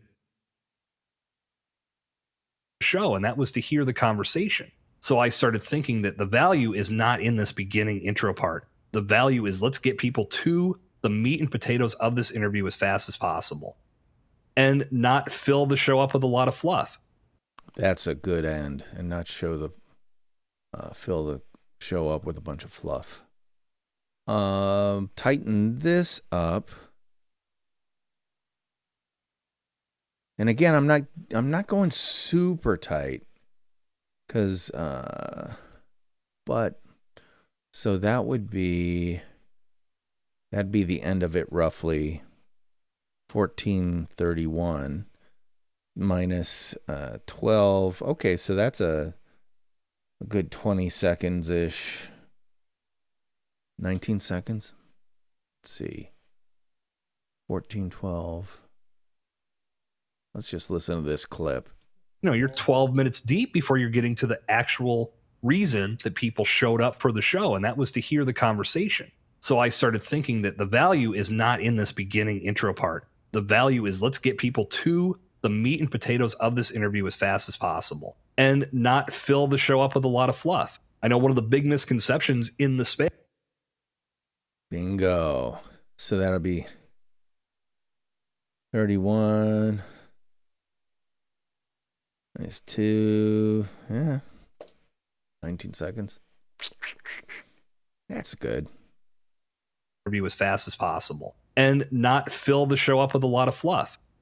I know one of the big misconceptions in the space is that I can't have to be a certain length.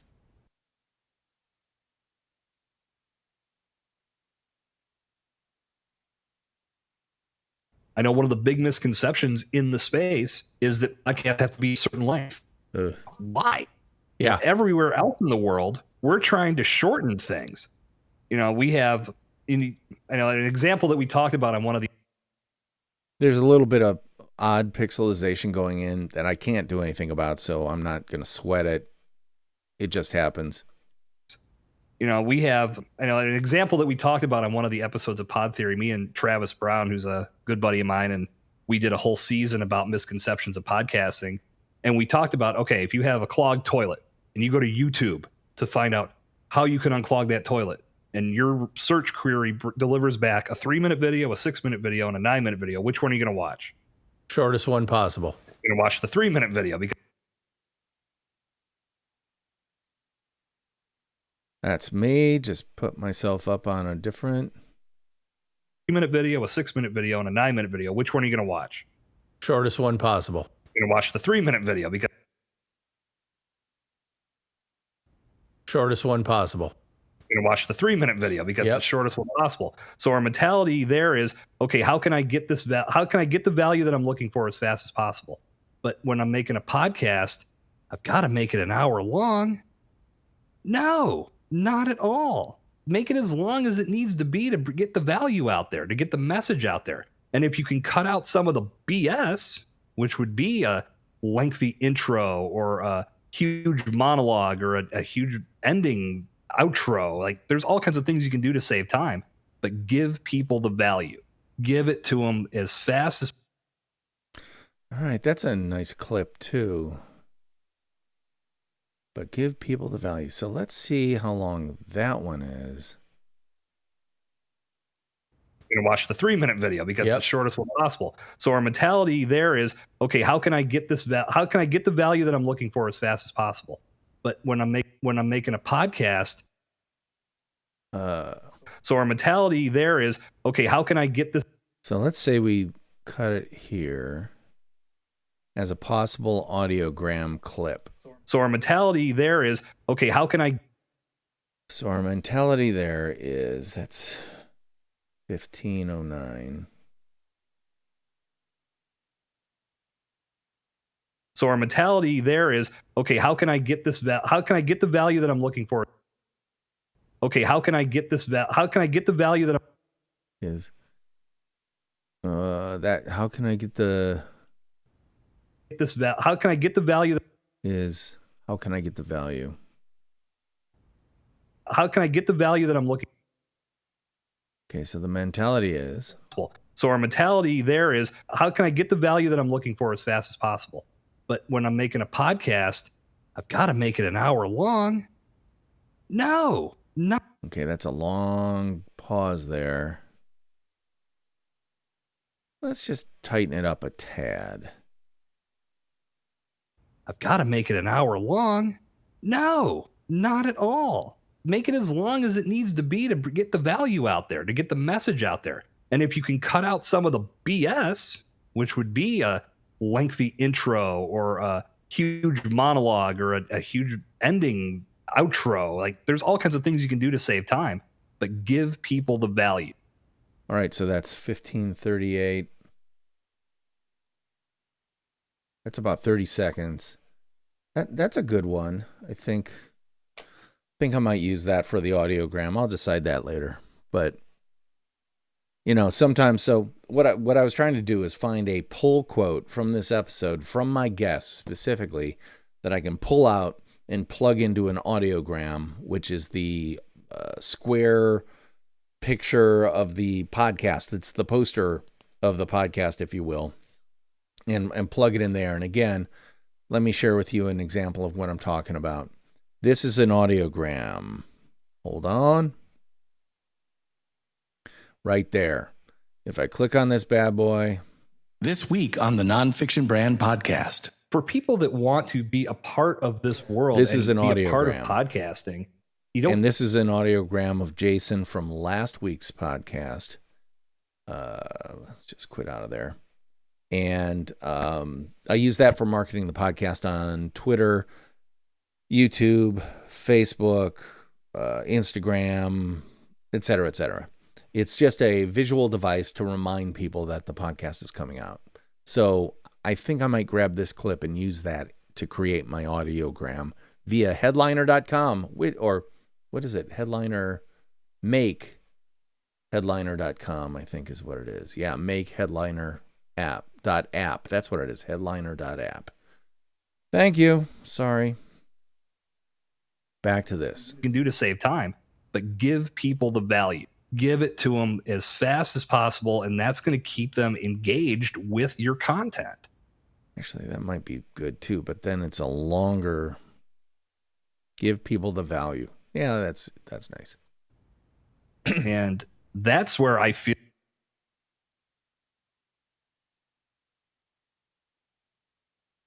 need to drink some water.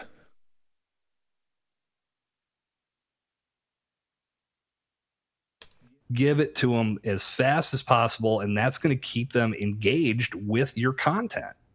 And that's where I feel that if we're going to keep getting better as podcasters, those are the elements we have to start looking at. So again, taking that time to study, evaluate what others are doing. What can you emulate? I'm not saying rip people off or copy them verbatim, but you can learn so much from just listening to the good shows that have made an impact on the world. And then in turn, as people discover you, your show will make an impact as well.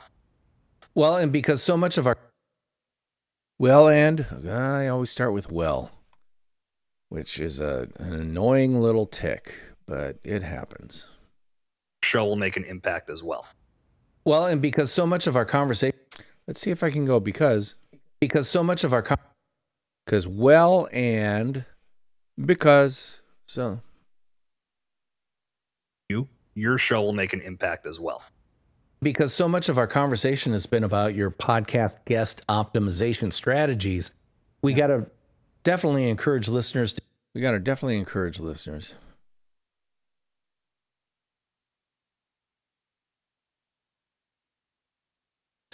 We got to definitely encourage listeners to do that as well, which is listen to the best guests and determine what makes them the best guests. I mean, seriously, there are people who are on podcasts all the time. Why? Because the hosts know that these guests are going to be spot on, just interesting to listen to. Spot on, just interesting to listen to. Tighten that up a little. Hosts know that these guests are going to be spot on, just interesting to listen to every single time. Everyone knows Brene Brown. Don't need, so get rid of it. Just interesting to listen to every single time. Everyone knows Brene Brown, right? The power of authenticity and, vulnerability. Power of authenticity. Right? The power of authenticity and, I'm searching for words here, so I don't need to have that word searching going on. Let's see. Brene Brown, right? The power of authenticity and vulnerability and all that. I want to get rid of the power of authenticity because she doesn't really talk about that. She talks about vulnerability. Everyone knows Brene Brown, right? The power of Everyone knows Brene Brown, right? The vulnerability and all that stuff. That topic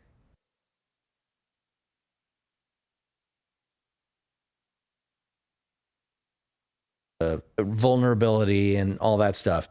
That topic would be dismal if she wasn't this personable, likable, beautiful person inside and out who is up there being so dang real. Now, I actually went and looked up her very first TEDx talk, not TED Talk.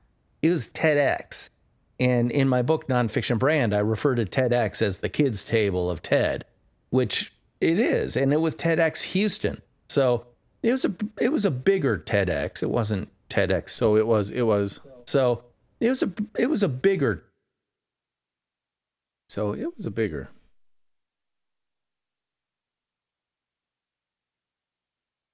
It is. And it was TEDx Houston. So it was a bigger TEDx. It wasn't TEDx Stevens Point, which we have here in Wisconsin, but it's still small, right? She gets up there. I don't mind having a pause, but that's a really pregnant pause. Don't need her to be that pregnant. But it's still small, right?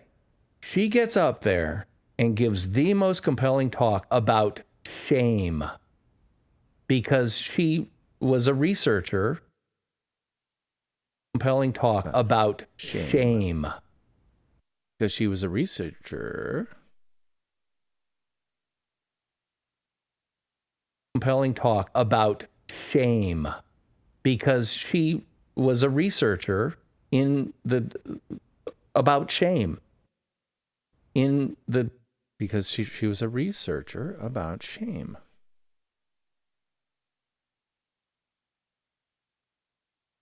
Because she was a researcher about shame to determine why we feel shame, what shame is, all this stuff. And I'm like, why am I watching this woman talk about shame? And the answer is because she's compelling to watch, to learn from, to get her sharing. So yeah, I'll spend whatever amount. So I'll spend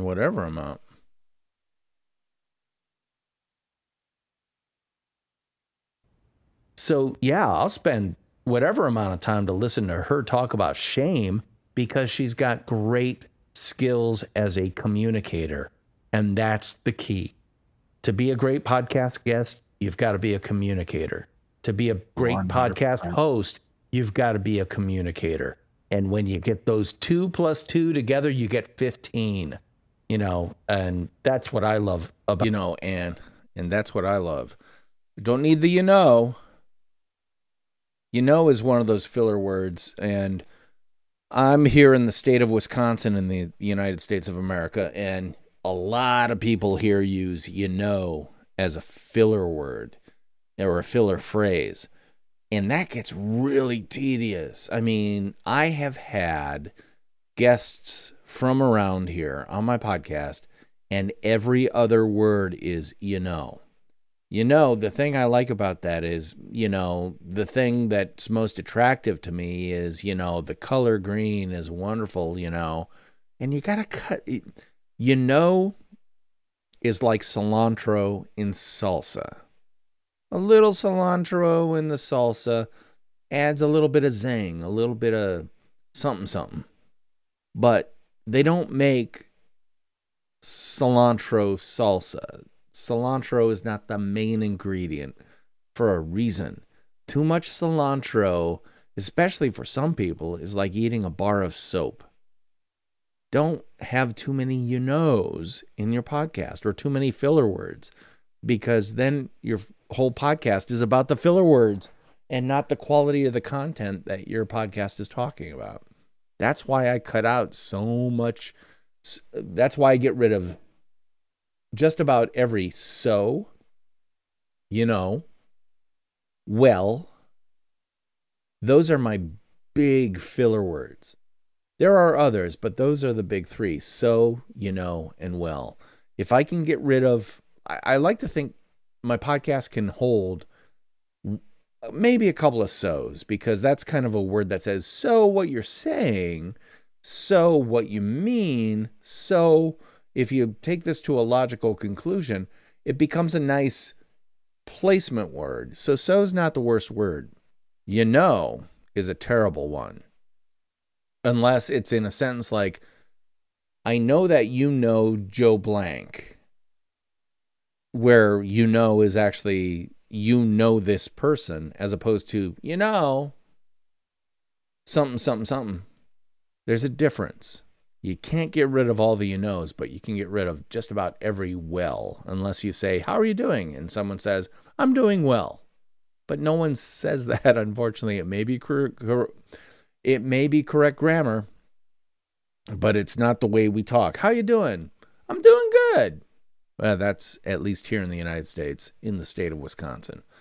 Your mileage may vary, especially if you're from the old sod, whether it's England or some other English-speaking country. But if you're in Wisconsin, how you doing? I'm doing good. Moving on. To be a great podcast host, you've got to be a communicator. And when you get those 2 + 2 together, you get 15. And that's what I love about this. Again, I want listeners to be able to get your... We're coming to the endishness of the podcast, and I want to set up my guest and provide more value to my audience by having my guest be able to contact or be able to be contacted by my listeners. So I'm setting my guest up for, hey, what do you have of value my listeners might want, and where can they contact you? So that's where we're heading as we start the downward path, and we're going to land this thing by, say, 22 minutes in about this. Again, I want listeners to be able to get your podcast guest optimization strategy book. How can they get that? Where do they have to go to grab? God, I'm searching for that. How can they get that? Where do they have to go? Where do they? How can they get that? How can they get that? Where do they have to get that? How can they get that? Where do they have to go?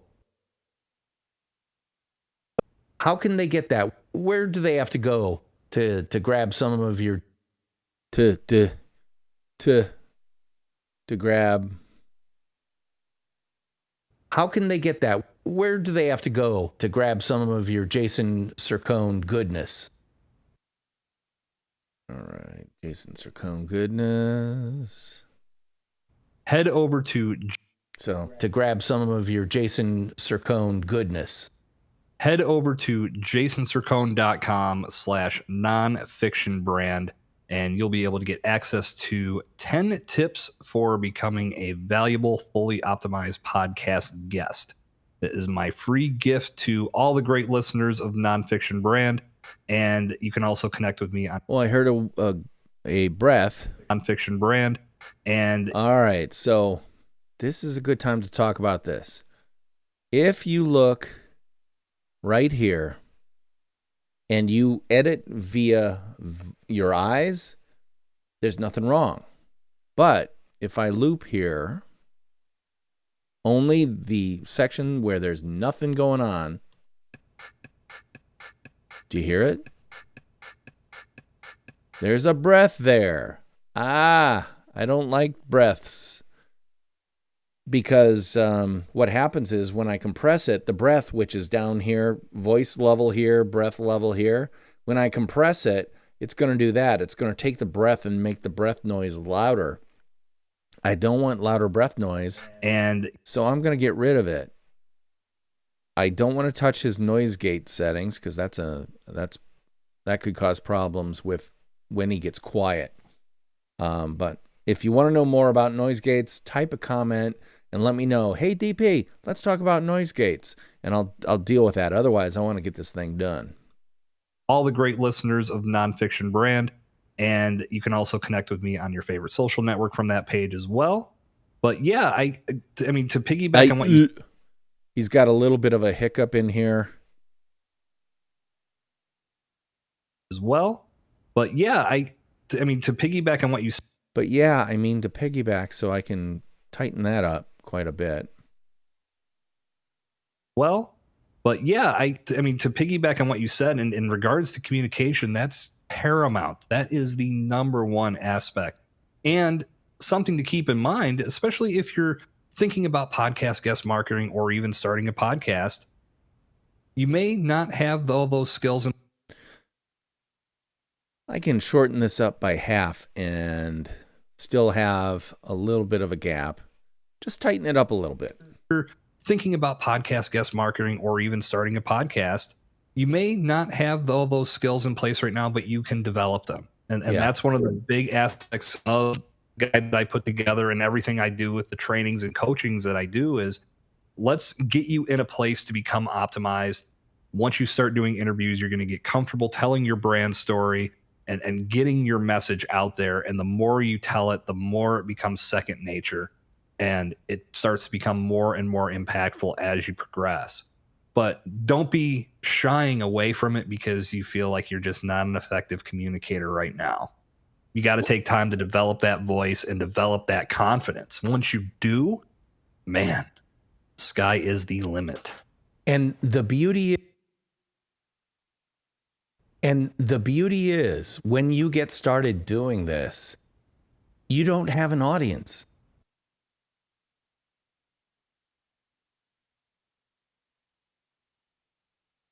When you get started doing this, you don't have an audience. There's no one to all you're doing is your practice. Okay. That kind of a misstart. Started doing this, you don't have an audience. All you're doing is you're practicing. You're practicing and you're practicing. And, you know, here in the great state of Wisconsin, we love us practicing. And, you know, here in the great state. Okay. Once again, if it is discrete, you can delete. This is the right here. I clip it right at the front. I clip it at the back. I tighten this up, and no one will even know the was there. And, you know, here in the great state of Wisconsin, we love us some Vince Lombardi. We love us some Vince Lombardi quotes. The great state of Wisconsin, we love us some Vince Lombardi quotes. And one of the best ones is, practice doesn't make perfect. Perfect practice makes perfect. If you start a podcast as a host, or if you start going on podcasts as a guest, the more repetitions you get, a lot of people will call them at-bats to change the sports metaphor there. The more at-bats. See that little hiccup there? Get rid of the hiccup. Hiccup that has no semantic meaning or contextual meaning either. Change the sports metaphor there. The more at-bats you take, the better your batting percentage is going to be. And, you know, longtime listeners of the and, you know, longtime listeners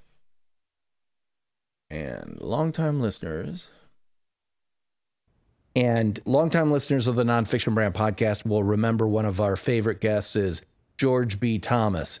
And I asked him a question about his live streams or his videos See, I screwed up. So I asked him.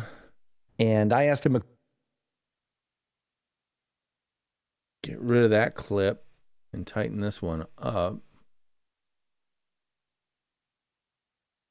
Remember, one of our favorite guests is George B. Thomas. I asked him a question about his video. George B. Thomas. I asked him a question. B. Thomas. I asked him a question about his videos that he does about HubSpot.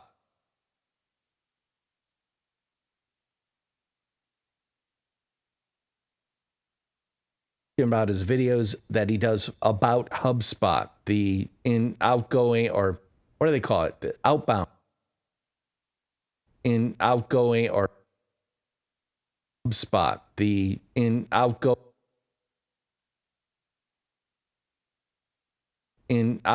or what do they call it? The outbound marketing, inbound. Oh, I don't know what it is. Anyway, he does a ton of videos. That's just get rid of all that crap. I didn't know what I was trying to say. Him a question about his videos that he does about. Oh, I don't know what it is. Anyway, he does about his videos. So let's see. I asked him a question about his videos that he does about HubSpot. He does. Anyway, he does a ton of videos.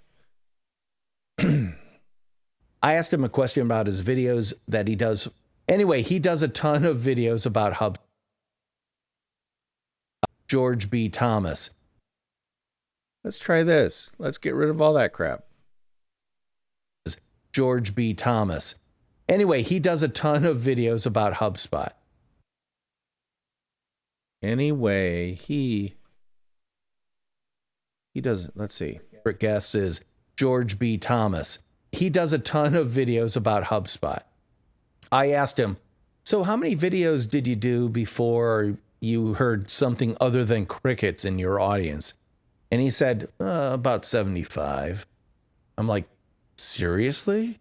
And he said, no, that's great, because the first 50 were terrible. Then they started getting better. Then they started getting good. And right about the time they really were becoming solid, that's when my audience started showing up. And from there, the growth happened because he had built his confidence, he'd built his skills on camera and on a microphone, so that when the audience was there, so that when the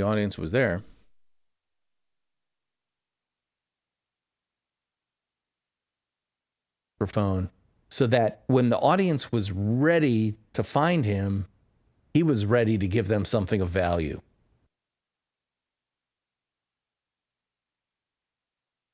That's what Jason Sircone's.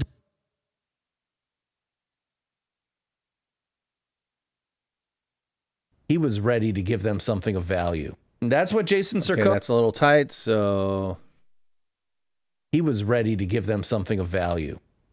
That's what Jason Sircone's doing, man. I'm telling you, check out his Evolution of Brand podcast. Any place you get fine podcasts for free. His last name is spelled Cercone, Jason Sircone. I want to thank you again, Jason, for being on the Nonfiction Brand podcast. I want to give you an opportunity again to tell people where they can pick up that special guide. DP, I really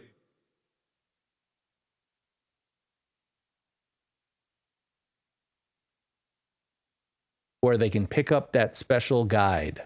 DP, I really appreciate you having me on. I've been a big fan of your show, a huge fan of your book, and it's been great getting to connect with you personally, both on my show and now through your show. And I'm confident we'll keep this relationship going as we continue in our personal brand missions.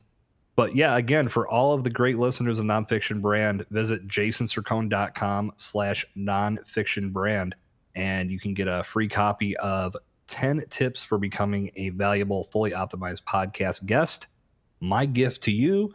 And if you're into the social media game, I do have my links there where we can connect. And I'm looking forward to continuing the conversation with everybody after you check out what's on that page. Well, that's great, Jason. I might do a re-record of this end. Let's see. Everybody after you check out what's on that page. Well, that's great, Jason. Thank you again for being on the podcast. I am, of course, your host, DP Knudten, and he is Jason. All right, so let's do this. I'm going to drop. All right, let's do this. Let's do configure track header. I'm going to turn on record enable on this track alone. And I'm going to solo or mute these other tracks. So let's see. Well, that's great, Jason. Thank you again for being on the podcast. And let's do a live record. Oop. Stop it right there. I need to select an input source, and I need to do that here. So make sure we're on this track. Input Scarlett 2i2, which is what I'm using right now. Check 1, 2. So how do we leave this? thank you again for being on the podcast. Let me double check this. Patreon. I just started a Patreon page.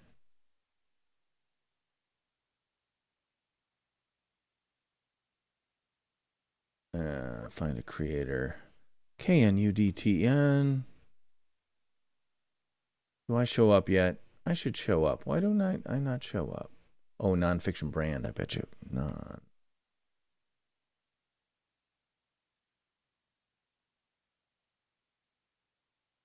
Do I have this figured out yet? Oh, come on. Patreon.com/Nonfiction Brand. Yeah, I'm there. There we go. All right. Sorry about that. I just had to double check that and make sure it was there. Check 1, 2, 3, 4. Okay. So where did we end up here? Well, that's great, Jason. Thank you again for being on the podcast. Let me do that again. All right. So I'm going to record that.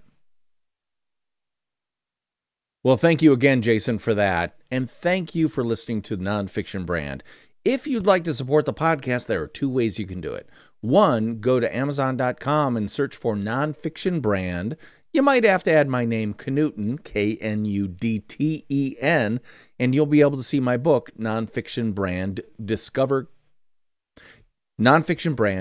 Craft, and Communicate the completely Nonfiction Brand, Discover, let me just read it straight from the book, my God. Nonfiction Brand, Discover, Craft, and Communicate the completely true, completely you brand you already are. Or go to patreon.com/nonfictionbrand, where you can actually become a patron of this podcast. Thanks again for listening. I'm your host, DP Knudten, and he is. And I'll be talking at you again next time. Bye-bye. Okay, so that's... Did that actually record okay? Talking at you again next time. Bye-bye. All right, so this is where I need to mess with this and mesh it together with this end stuff. So let's see. Well, that's great, Jason. Thank you again for being on the podcast. Well, thank you again, Jason, for that. All right, so let's try that. Let's listen to this. Buddy, after you check out what's on that page. Well, thank you again, Jason, for that. And thank you for listening to Nonfiction Brand. If you'd like to support... This was recorded in stereo. I wonder if that's going to be a problem. Well, we're going to find out after you check out what's on that page. Well, thank you.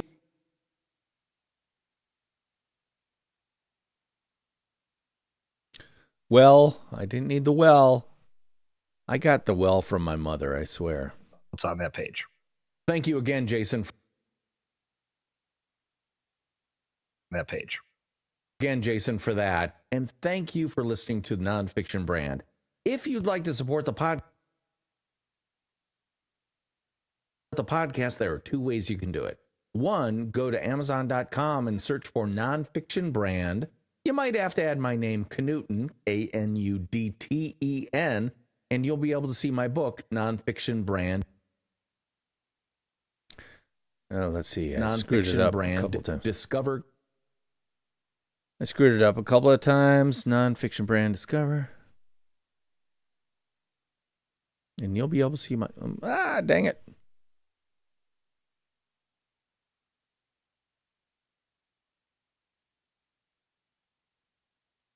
I have to add my name, Knudten, Knudten, and you'll be able to see my book, Nonfiction Brand, Discover. Let me just read it straight from the book.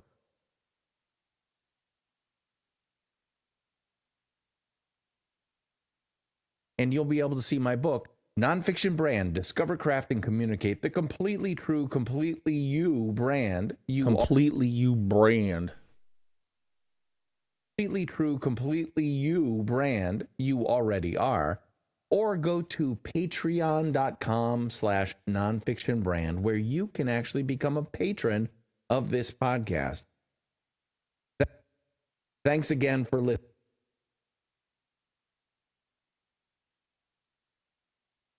Podcast. Thanks again for listening. Control T. Trim that out. Of this podcast. Thanks again for listening. Thanks again for listening. I'm your host. Oh, don't need that. Thanks. Get rid of that. Of this podcast. Thanks again for listening. I'm your host, DP Knudten, and he is. And that's where I'll put him in. So now I can listen to this. Until then, let's listen to the outro music, shall we? I need Jason. Hope you'll come back again for the next IMNSHOW. Okay, so outro to the live stream, because I'm going to end y'all again next week. Bye-bye. P. Knudten, and he is Jason Sircone. all right, there we go. Jason Sircone. Cut that.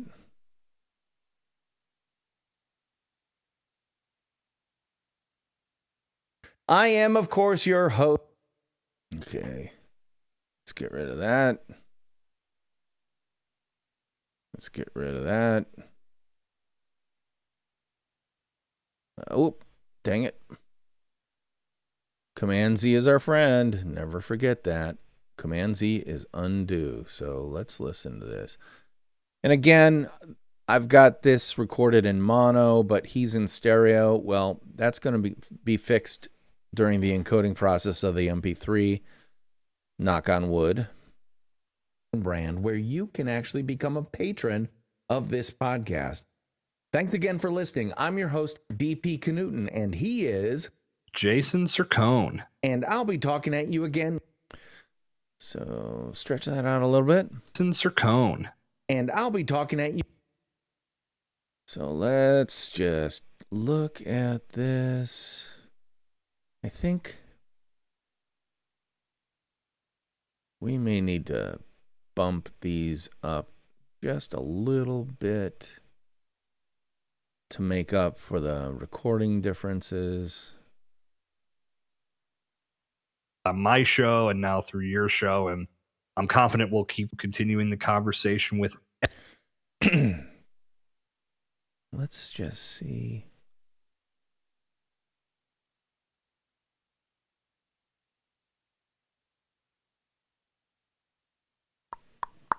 I don't know if that makes a difference.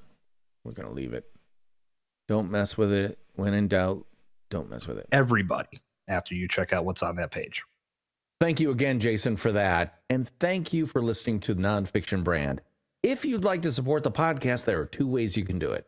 One, go to Amazon.com and search for Nonfiction Brand.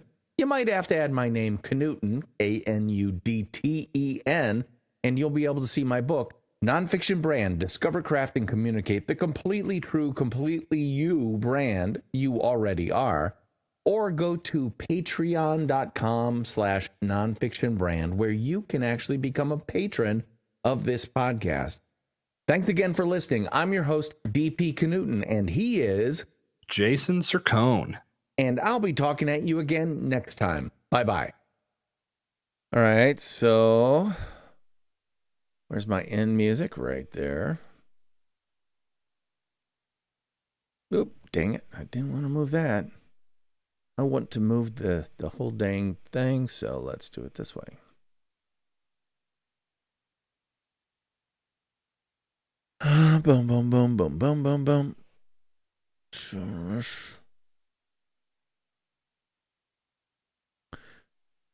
Boom, like that. Let's bring the room tone and cut it out when the music comes in.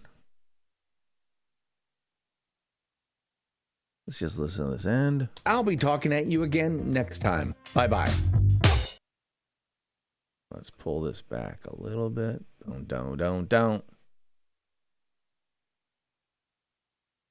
Become a patron of this podcast.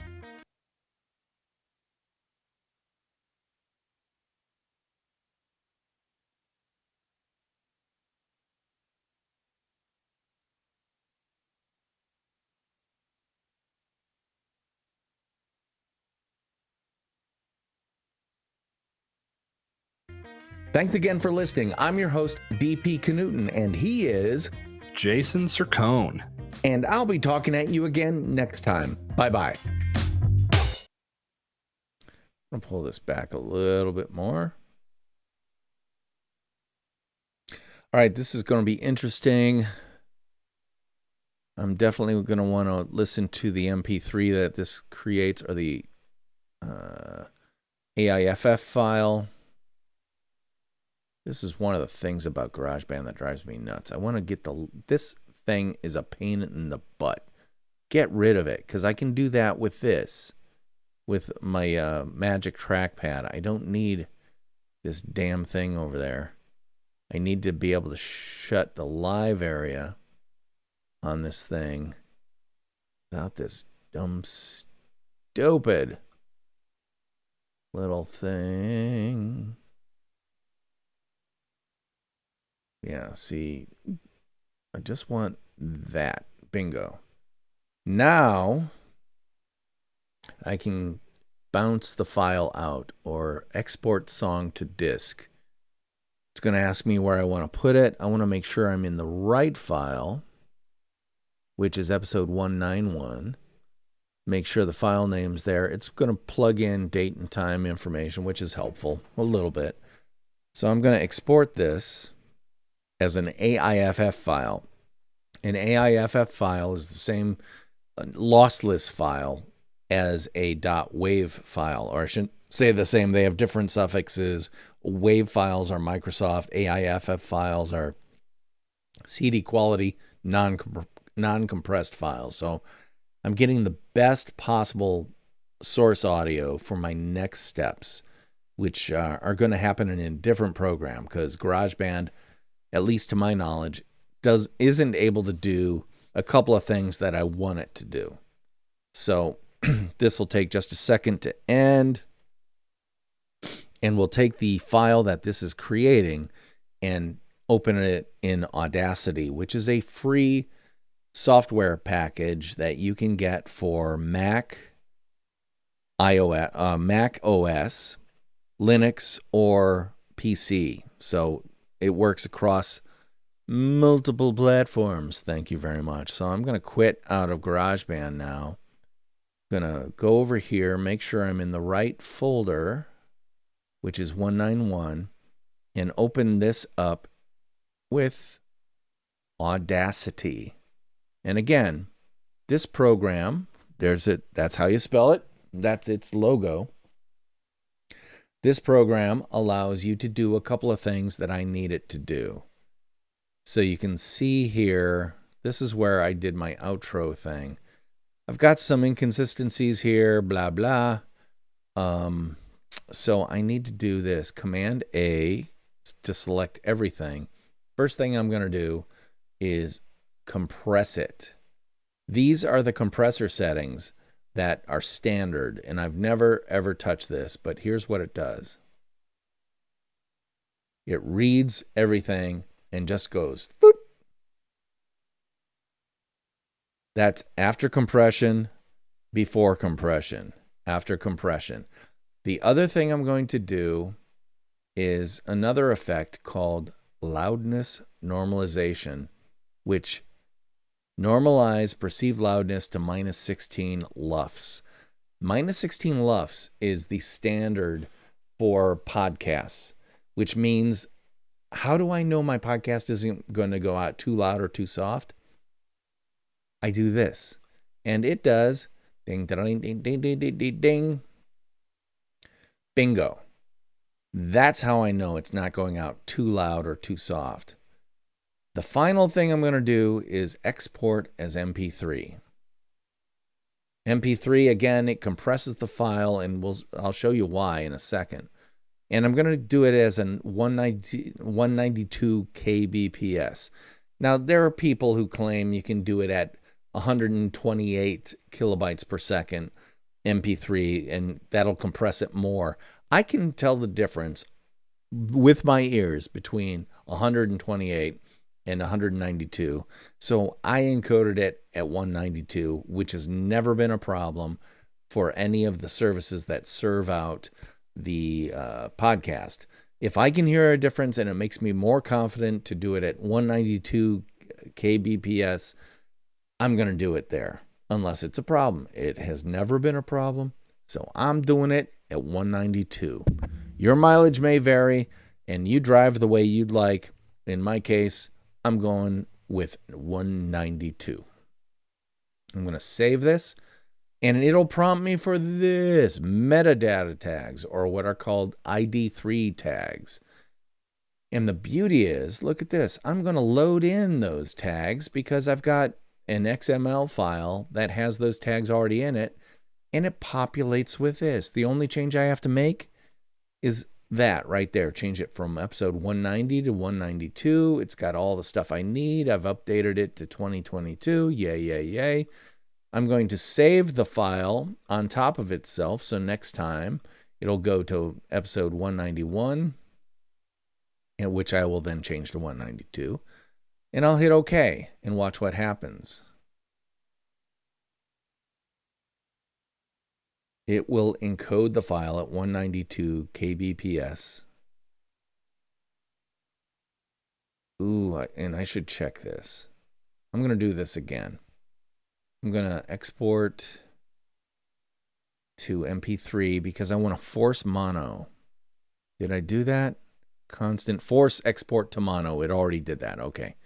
I just wanted to double check that, because now I can hide that and I can go to, and this is where it always does this word. All right, so let's do this. Let's open up two of these windows.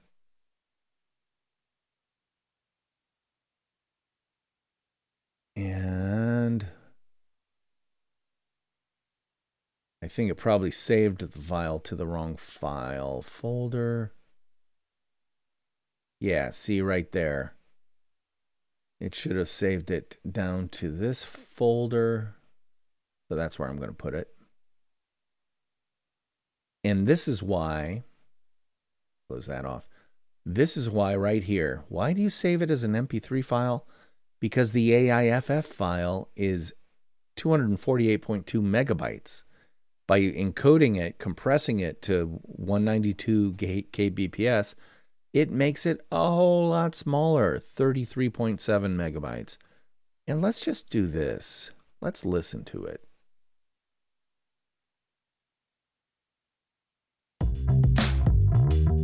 So Jason, what got you into podcasting in the first place? Were you a podcast fan before you were a podcast host? Yeah, I went to school back. I'm dating myself when I went to college. I'm going to quality check this, but I do want to check the end. Continue in our person. Remember how I did a re-record of the outro where I said, "Hey, get my book, become a Patreon patron, whatever." I want to double check to hear what that sounds like. Little brand missions. One, go to Amazon. Okay, so to find him, he was ready to give them something of value. And that's what Jason Sircone's doing, man. I'm telling you, check out his Evolution of Brand podcast. Any place you get fine podcasts for free. His last name is spelled Cercone, Jason Sircone.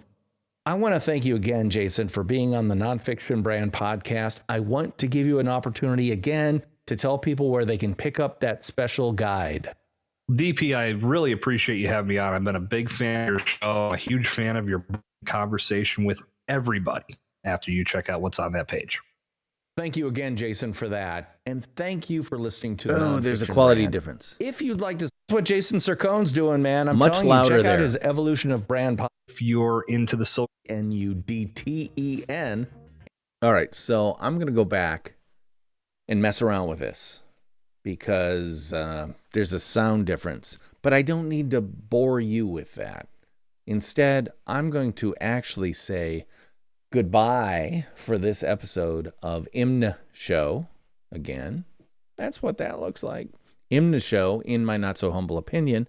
I've shared my opinions about how you can create a podcast for free using Apple's GarageBand and through the also free application Audacity to create what is really a good sounding podcast.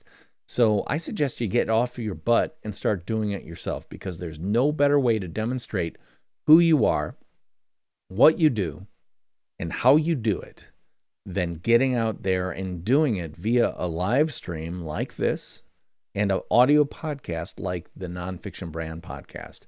I hope you'll check it out wherever you find podcasts for free. Just look for my interesting looking mug as part of, let me just show you the page. Well, you can't really see that very easily. I don't know why that does that, but it does. And the Nonfiction Brand podcast is available wherever you find podcasts for free, including Apple Podcasts, Spotify, iHeartRadio, just about any place you'll be able to find it. Just search for Nonfiction Brand and Knudten, Knudten, just like it's spelled right there. That's it for now. I'm going to say bye-bye, and I'll see you next time on the live stream of IMNSHOW as I, again, every Saturday go through and edit my podcast. Until then, I'll see you next time.